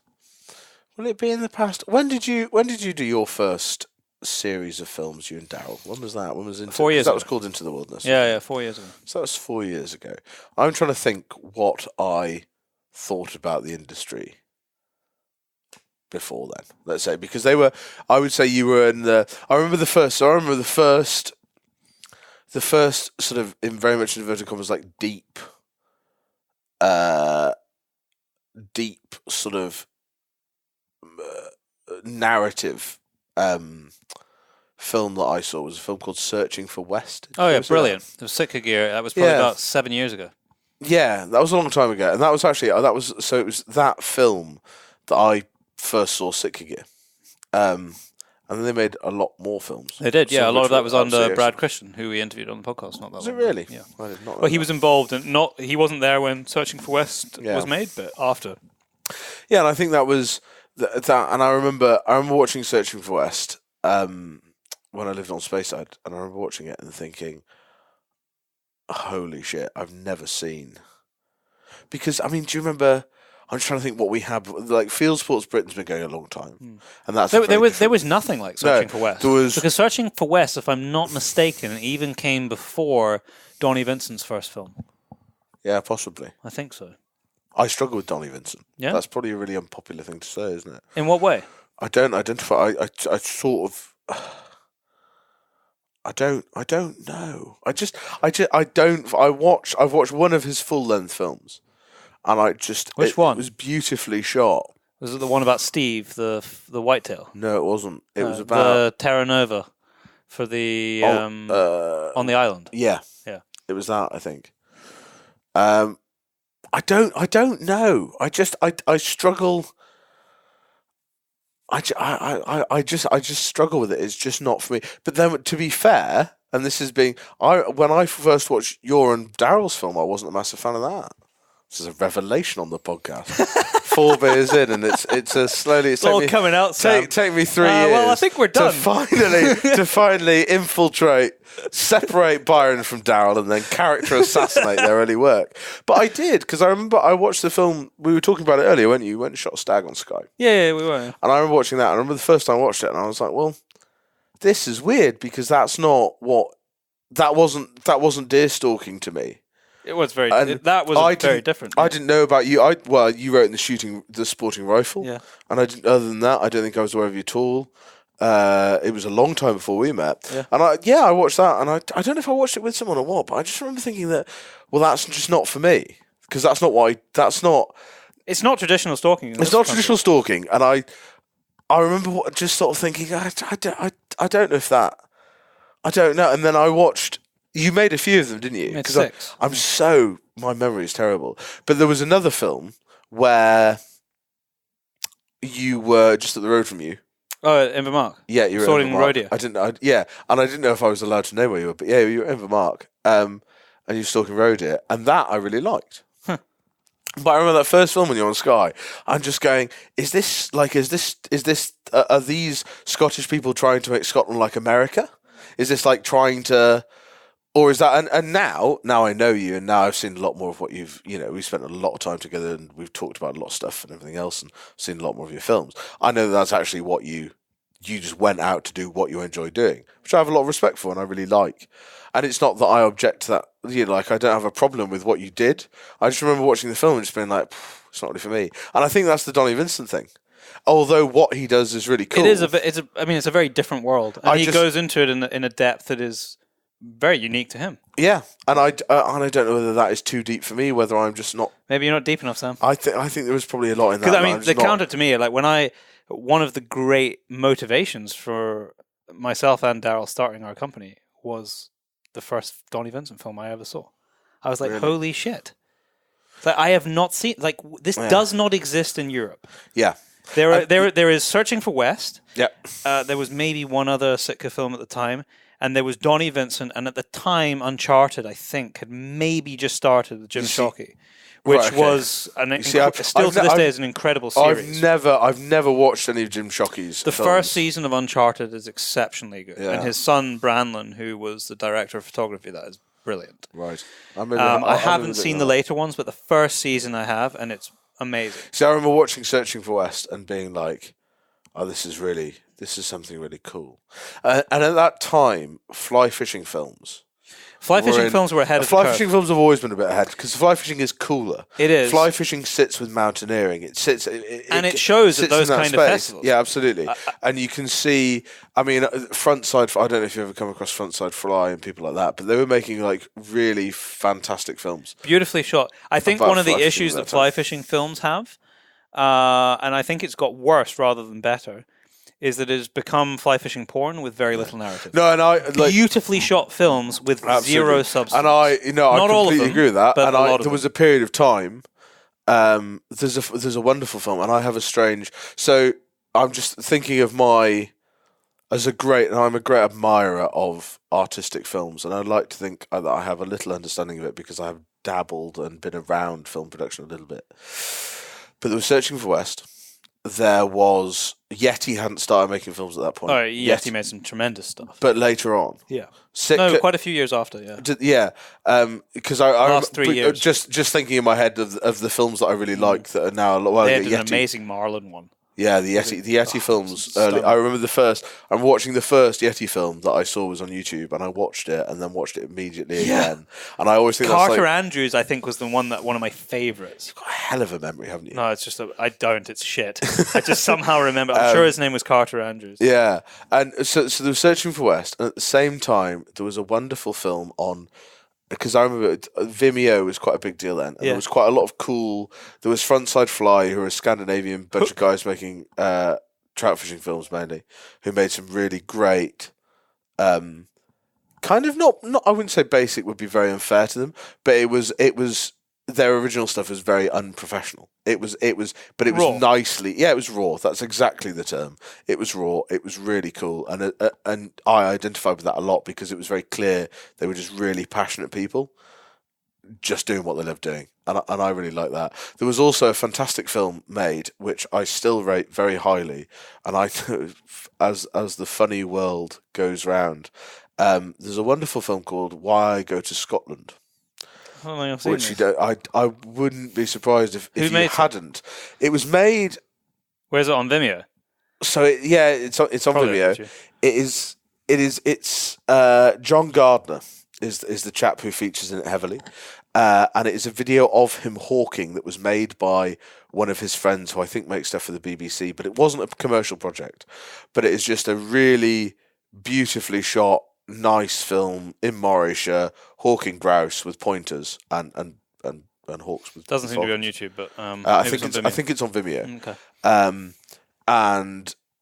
But I remember seeing that and being like, oh my god, you can, and it sounds really stupid now, but like you can't. There is this, and I don't know why I'd never thought of it or seen it before, but there is this art, there is this, we can make cool films. Yeah. And it never crossed my mind before because the films we had in Britain at that point, we had Team Wild and the Field Sports, and that's very their TV. gig, and that's what they do. It's very it's TV. this kind of weird. Yeah, it's TV. It's not films. There's not art in that for me. I wouldn't particularly watch that. But the Searching for West came. There was another great film, and I wish the soundtrack was the Hip Hop Epola by Sigur Rós. I can't quite remember that. And it was non-commercial, shot by I think some art student or somebody from down south about a week a lodge somewhere in the Highlands, stalking and fishing, and that was a really beautiful film. Because I remember talking as we were earlier about doing the Hebridean film with the peaks. Now, quite a long time ago, probably 5-6 years ago. I remember we watched a lot of those films, and we were trying to I think for glean elements. I think for Will and Al, they were trying to, they wanted to make films. I at the time was really taken up with it and was really enjoying the process of it. And I think they were looking for a bit of style. We were trying to work out what we do and all these things. So we watched a lot of them, and I remember that. And I wish I knew what it was called. But yeah, and that was on. I think that was on Vimeo or YouTube. But it was just a really nice story. And I think that was when I really twigged that it could be actual storytelling that we could do, not through magazine articles, because I'd written at that point a little bit and whatnot. But I think that sort of change, like you say, you talk about that narrative change that modern Huntsman now has through Tyler Sharp and all these wonderful contributors that you guys have got. And I actually don't think that imprint narrative change that modern Huntsman's brought about, I would trace more directly to that very artistic photography and filmmaking that I noticed, and it was maybe going on much before, but I noticed probably 6 or 7 years ago for the first time. And it's not that I'm the last person to say I was ahead of a trend or anything like that. I mean, I've no idea how I ended up Searching for West. Yeah. I don't really know either, but it's fascinating because, like you say now, I fly fishing films that there's a lot of people making a lot of high quality production wise it's high, but the narrative tends to narrative I do wonder if there's a little bit of, I wonder if you can only tell so many stories. Maybe. Do you think that? Because I do a little bit of storytelling. You do a lot more than I do, though. Do you think you run out of stories? I think to some extent that is true. If I was to think about how my writing has changed, I don't know if it's got really much better, but I used to write a lot of stories, as in, I went hunting, I shot a stag, the basics. And I still, to this day, I think I got an email last week from one of the publications I write for on a regular basis, on a monthly basis. Hey, it's like end of hind season coming up. Can you write a hind stalking story? And my response for the last couple of years has been, no. I'm not going to write a story about stags. I'm not going to write a story about because that same story, unless something exceptional happens, I haven't learned what I've learned in that day. I always learn something when I'm out in a day, but it might be tiny. It might be very nuanced. But the bulk of that story has not changed. I went out. The weather was crap. If I was in Scotland, we crawled. I got wet. And then we did shoot some. Exactly. So now my writing is very much focused on the deeper guts of what role hunting plays in the greater scheme of management and conservation. Yeah. And it requires a lot more research. It requires a lot more conversations. I try and thread a little bit of a story in there, if it's a place that I've been or experience that I've had. But the story is not the main thing I want people to take away from this. I stopped doing that because I got bored. I was getting bored with myself. Because there are only so many ways you can tell I went and shot a hind. But we were talking about that earlier, and the fact that I pointed you to a magazine, and I was like, the article I've got in that magazine is like the first article I've written in a while that I really liked. Yeah. Which is probably a really terrible thing to do, but I found that I'm actually drawn now to write stories when people ask me for articles and ask me for ideas for stuff, and it's not nearly as regular as yourself, but I like researching and I like writing about things exactly that I find interesting and that I necessarily and it gives me an excuse because I'm being paid for it. Yeah, absolutely. To dedicate a lot more time into learning about a topic and to go on a jolly. And it gives me an excuse to speak to people who know a shitload more than I do, and it gives them a reason to speak to me, so I can learn something from them and regurgitate it in a way that other people can learn things on a wider platform. And for me, that's what's exciting, and it's beyond just an A to B story. Yeah. And the best example I've got of that is probably I did a series for Field Sports before just before, on the cusp of its reinvention as the Field Sports Journal, I did a series that Will Pocklington, who was the then editor, commissioned me to do on the different species of deer. And I wrote a piece about Seeker and a couple of other bits, but I went to Norfolk and spent 3 days with a chap who's become a good friend of mine, a guy called Rob Minty. Oh, yes. Who's a stalker down there, and I wrote a piece. I went muntjac stalking with him. We shot some muntjac. We spent a lot of time walking around, not shooting muntjac, looking at stuff. Pardon me. Beer. The beer. Which, and that just, my pint's once again empty. Oh dear. We spent a lot of time. I spent a lot of time just chatting to him because I didn't know anything about muntjac. I'd never seen a muntjac. I mean, I don't know the first thing about managing them, and I had a phenomenal time.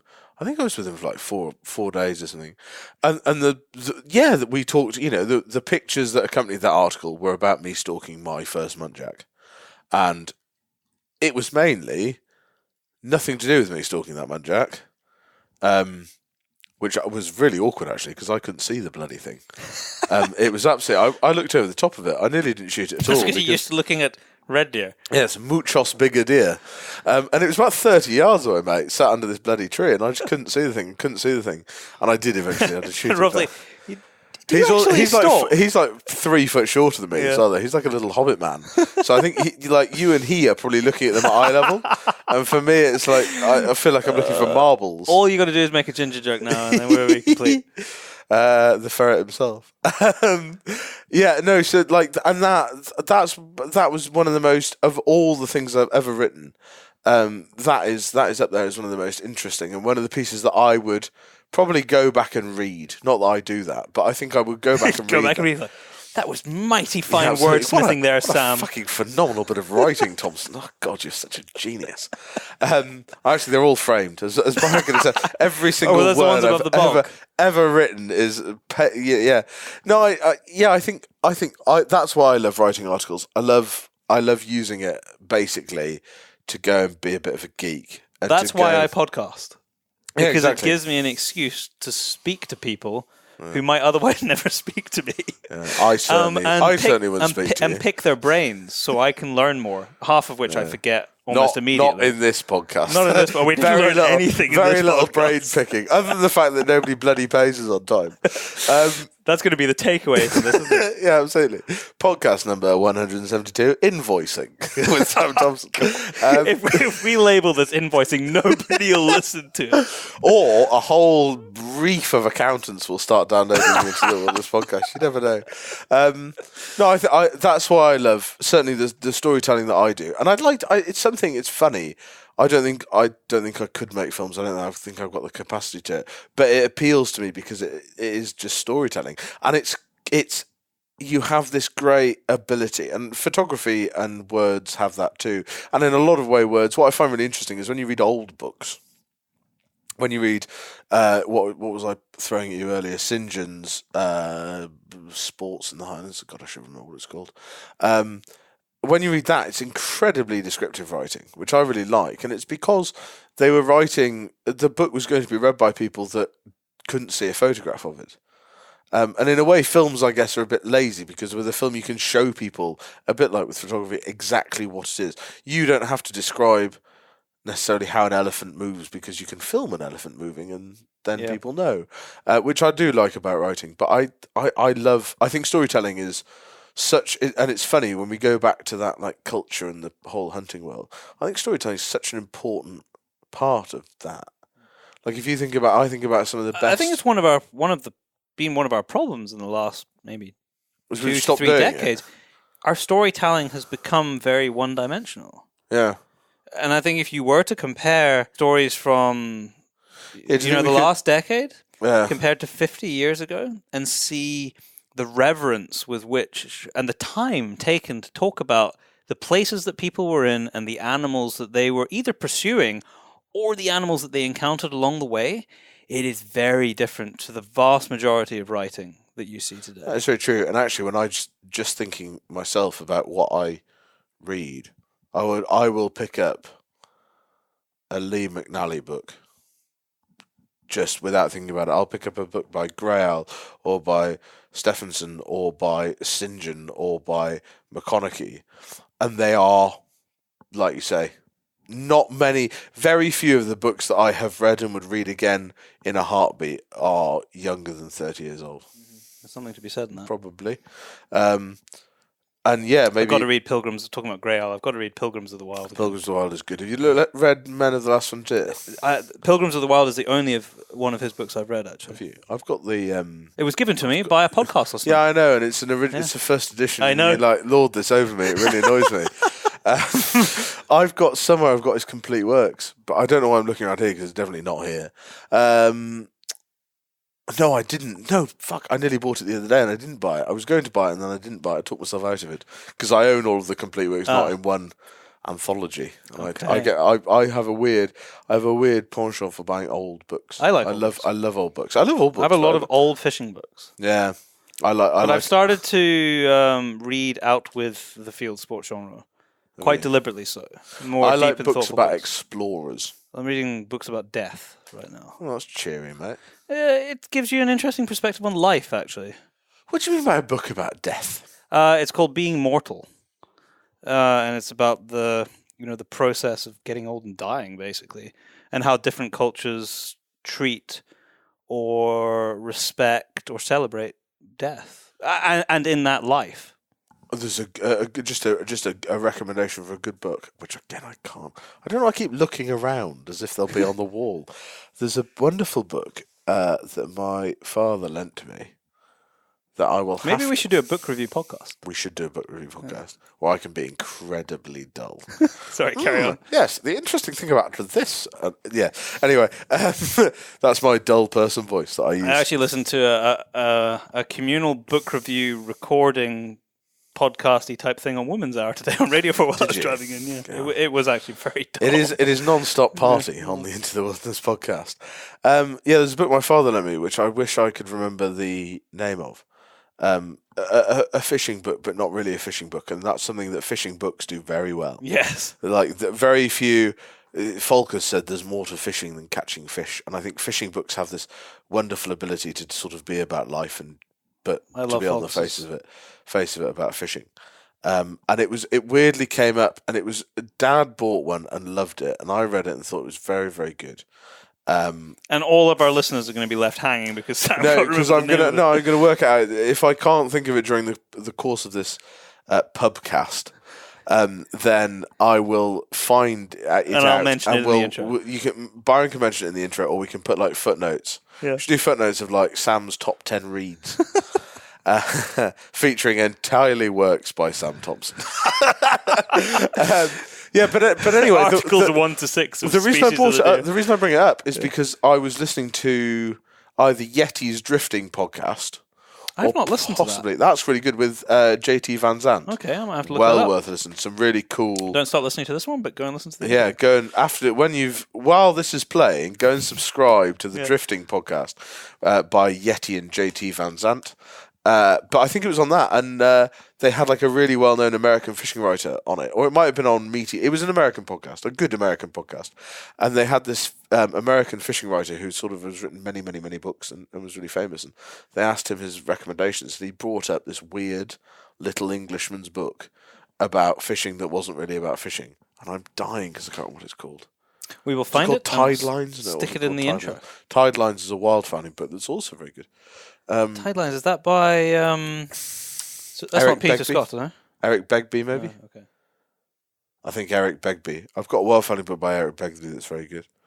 I've something that is. I think if people are listening that buy presents for people that like shooting and other things, there is the most wonderful. Christmas is over by the time this podcast goes out. Yeah, for true. birthdays, maybe. You got a lot of time to look for them then. Yeah. But yeah, I just say that you will never go wrong with sporting literature, especially old ones. Like I was going to say, like knock 50 years off. So don't buy anything after say 1950, 1960. And if you hunt through that sort of time period, Oh, you won't go wrong. there's some great books. And if you really want to spend some money, buy yourself an original Scrope, The Art of Deer Stalking, because nobody's ever going to reprint it. They cost a lot of money now. It's a beautiful book to read. It will only increase in value. It's a sound investment. Like a so Land Rover. we've talked about invoicing. We've talked about sound investments. And Land Rover's got a mention at the end. Oh yeah, and we mentioned Land Rovers. Probably at least once. Yeah. So And I think that's probably a mighty fine way to finish this podcast. I think it might be.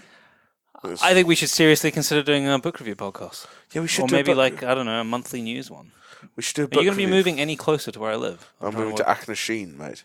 Yeah, so no. Yeah, but you can come and visit. It's only it'll be 45 What, minutes. we do from like us. 12 podcasts in one go so I can just put them out once a month? No, we should do a book review, definitely. I think a book review would be fun. We could do it at each of our houses. Oh, we So could. you could come to my house, Yeah. we could look at my library, Yeah. and we could pull books. That is quite And then a I good could come idea. to your house and we could do the Yeah, we same. can pull Because books. we probably have a lot of books that don't cross over. That's such a good idea. Yeah, we should do that. Because my fishing and hunting and conservations are all probably about the same number of books. But my fishing used to be bigger. But You'll have a lot of books about Africa as well, aren't you? quite a lot. I got a whole See, I shelf don't have on a lot of Africa. books about Africa. I have a few. I've got a good book next door actually that somebody let me. I need to go and read some of those books. Some of them I haven't read. They're in my book. I'm bad for that as well. I know. It's like I know I'm going to want to read this, and then stick them I over don't there, have the time. Never get around to them. Yeah.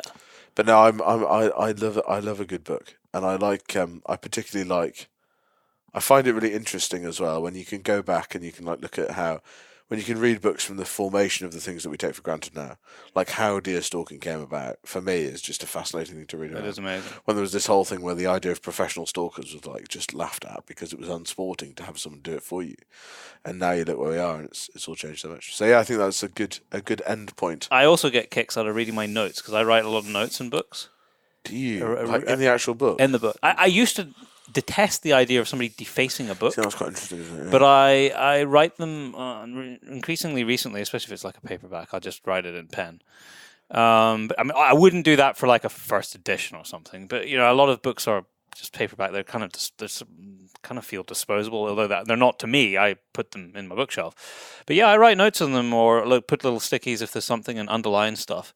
And it's interesting, even if like a couple of years have passed, I go back and look and it's like, I took the time to highlight this because it obviously meant something to me at the time, even if I can't remember. When I started reading seriously sounds weird, but when I started reading sort of like proper grown-up adult books, and not the Beano. Yeah, not the Beano. My dad's a big T. Lawrence of Arabia fan, and he pushed me to read the Seven Pillars of Wisdom, and I found the copy of the Seven Pillars of Wisdom that I read when I was quite young for reading the Seven Pillars of Wisdom, which is quite a hard book.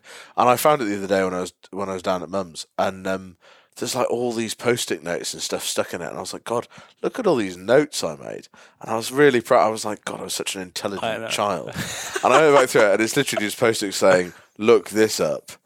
What does this you didn't know? Yeah, and it was literally just things that I needed a dictionary for, and I must have gone through it and been like, right, when I get to the end of the book, I'll go back and look them all up. And I never did, mainly because it's an absolute leviathan of a book, and it takes a lot of reading. That's a great word. What, leviathan? Yeah, I like that's that. a good. That's Something it's a solid this is the 4-point last word, thing I want to isn't say it? before we close this podcast down. Is it's something that I've been trying to be more disciplined about, and that is if I come across something, read, or I hear something. And it's one of those words I kind of know from the context, or it's something I've heard a million times before, and I understand where it's used and how it's used, and I could probably maybe just use it myself, but don't truly grasp what it means. Look it up.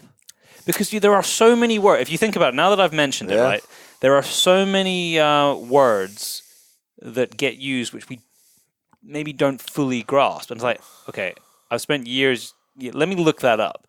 I do it probably once or twice a week now. And I just take the time, because you've always got this in your pocket, this phone in your pocket. Just freaking Google it. I can't remember half of them. But at least if I look it up once or twice, maybe it'll stick. What I believe the leader of the free world refers to as the bigly words. Bigly? Bigly words. Okay. Do you not remember that speech he gave where somebody said he sort of had a poor vocabulary? I'm assuming you're talking about Mr. Trump. I am talking about the Donald. He's in Scotland. No, is he in Scotland? Is he? He's here in the UK right now, talking about NATO. Get him on the podcast. Yes, he didn't go to the climate change meeting, which is at the same time he went to the NATO one instead. So everyone was very upset about it. Well, anyway, I remember when he was being elected or was running for office or whatever the term is. There was a speech he gave, and I remember watching the video, and somebody basically insulted his grammar small or his vocabulary or something, and he literally said, "What are you saying? I know all the words. I know the bigly words," or something like that. It was absolutely brilliant. I'm just trying to think, what a fantastic way of defending yourself. It's just flawless. You couldn't fault the man for just his stature as he said this, and I just sort of went, "What the fuck are you on about?" I don't think there's a better way to finish than on Trump. Absolutely. No, Sam, thank you very much for taking the time to come on the show again. My pleasure. It's been delightful as always. I think we might need to make it maybe less than a year before you come on again. Absolutely, I'll come in. I mean, we've done. How well have we done? Is that almost finished? I don't think we're far away. And bear in mind, this I is have to get up at like 7 o'clock in the morning. This is 5 litres of we citrus smashed 5 pale litres ale. of beer. We haven't smashed it. I think we've got a couple There's some to go. chocolates left to eat. So what we'll do, we've got some chocolate left to eat as well. So we're going to talk about all the things that we can't record, and we can now be absolutely horrible to each other, not on the podcast. But I think we should do. I think we should do a literary review. I think that's a plan. Think that'll be quite for 2020. Yeah. What else might be quite fun is if we go back. If we take. How long have you been writing for? When did you write your first article? Do you know? I was working this out the other day, and I think I was 19 or 20. So, and you're now 12 years, 13 years. 13 years. So I've been writing. I honestly do not want to read any of that early because it probably was really shit. Yeah. No, in fact, that's what I think it wasn't probably really shit. It was. I don't know why my first editor was Charlie Jacoby. So was mine. And I have no idea why he printed that bollocks. It's hilarious. But he did, and then he fed the monster, and unfortunately for everybody else, I carried on writing ever since. Charlie published. I think have we maybe talked about this? People who listen to the podcast with me are incredibly bored because I've got no memory for anything. We must talk about the same thing every year. This is identical to the last podcast we did. Is it? Yeah. Charlie was the first. He published my first article. 12 years ago. Yeah. Yeah, we should go back. We should. Pardon? In what? In the Sporting Rifle.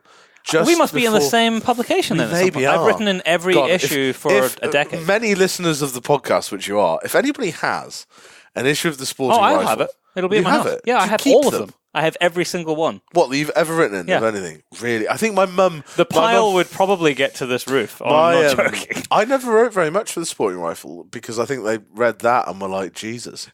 That needed too much editing. Yeah, we'll not do that again. But yeah, no, because it was not long before Peter Carr took over, who I believe is still the editor. He still is. Yeah, no, it would be 12 years ago that Charlie published my first article there, which is probably also. Do you think it would take much for you to work out like the year at least? 12. You think it is 12? 19, I think it's 12 because I think I was 14. I'll find that at home. I remember the pictures. I had a lot of hair. Do you remember what the front cover was? I looked like a Lego man. No. No. I think there was a load of photos that were taken of me in a Nomad jacket, which was when the Philips still made. It wasn't what it is now, where it's this fleece that apparently is waterproof, but it was a fleece with the liner inside. Yeah, the sweaty one. It was a fleece with the liner inside, which was I don't know if it was good or not. At the time, maybe you thought it was. I think it was kind of one of those, but I've still got it. Okay. So that's a testament to either the fact that I never wore it or that it wore really well. I can't remember. Because I had a Steyr Mannlicher 243 then. I had was it the Mark II, but the plastic. You must have been like me. You must have been I was 14. I was about to say you must have been a child. You were a child. I was a child. Yeah. I was 14, and yeah, I had the rifle I had then was I had a Steyr 243 with a T8 on it. Amazed you could write at 14. Yeah, well, I still can't by a lot of people's standards. I'm very much learning. Have you seen the big pencil over there? The big Christmas pencil. Yeah, absolutely. You hold with a whole fist. I had a Steyr. I'm just trying to think. I had a Steyr. It was a Steyr, and I had a. I remember buying an AIM cheekpiece bag. Oh yes. Because I'd read a thing online about how it improved your sheet weld, which now, 12 years later, massive fan of, wouldn't be without them. At the time, my dad was like, "Man, that's a load of shit. You don't need that." why have you bought that? I was like, well, it does all this, and he wouldn't believe it. And it had an 8x56 Schmidt & Bender on it in worn rings. Classic. And the pictures will be, and I can tell you, it will have had a Niglo rucksack sling on it, a T8 with a. Do you remember the neoprene bushwear covers? Oh yeah, the big daddy T8 with the neoprene covers on top. In case you didn't kill your D, you could unscrew it and like beat it to death. It's only about 18 stone. With all the guns were like with an toppled over 8x56 Schmidt & Bender that I've still got. I mean, and still killing they're shit. Solid. That will never not work. Probably one of the greatest scopes ever made. Yeah, absolutely. Without doubt. Well, maybe not, because the going to low magnification in the woods is really handy. But for low light shooting stuff, for lamping, with that the thick old German big thick post, slightly thinner but still bloody thick cross. I mean, for lamping, that was a phenomenal scope. Pardon me. And I think on that note, Sam burps. 4-point burp salute. Beer burps the podcast out. Great to speak to you again, Sam. A pleasure. Thank you very much for having me. Thank you all for listening. Yes, you thank you for people. listening. I apologise for my ramblings, my ramblings, my belching. Until next time, my poor writing. And if anybody can fish out a copy of that magazine, please let us know. We'll stick it up. Please don't put it anywhere public. Please email it to me privately or to Byron. But do not, I repeat, do not put it on the internet. You know that if someone finds it, that's exactly what that is exactly what I'm going to do if I find it in my house. Because you'll see pictures of me with hair like a Lego man. Thank you very much for listening. Right. Okay. Thanks very much, mate. Bye-bye.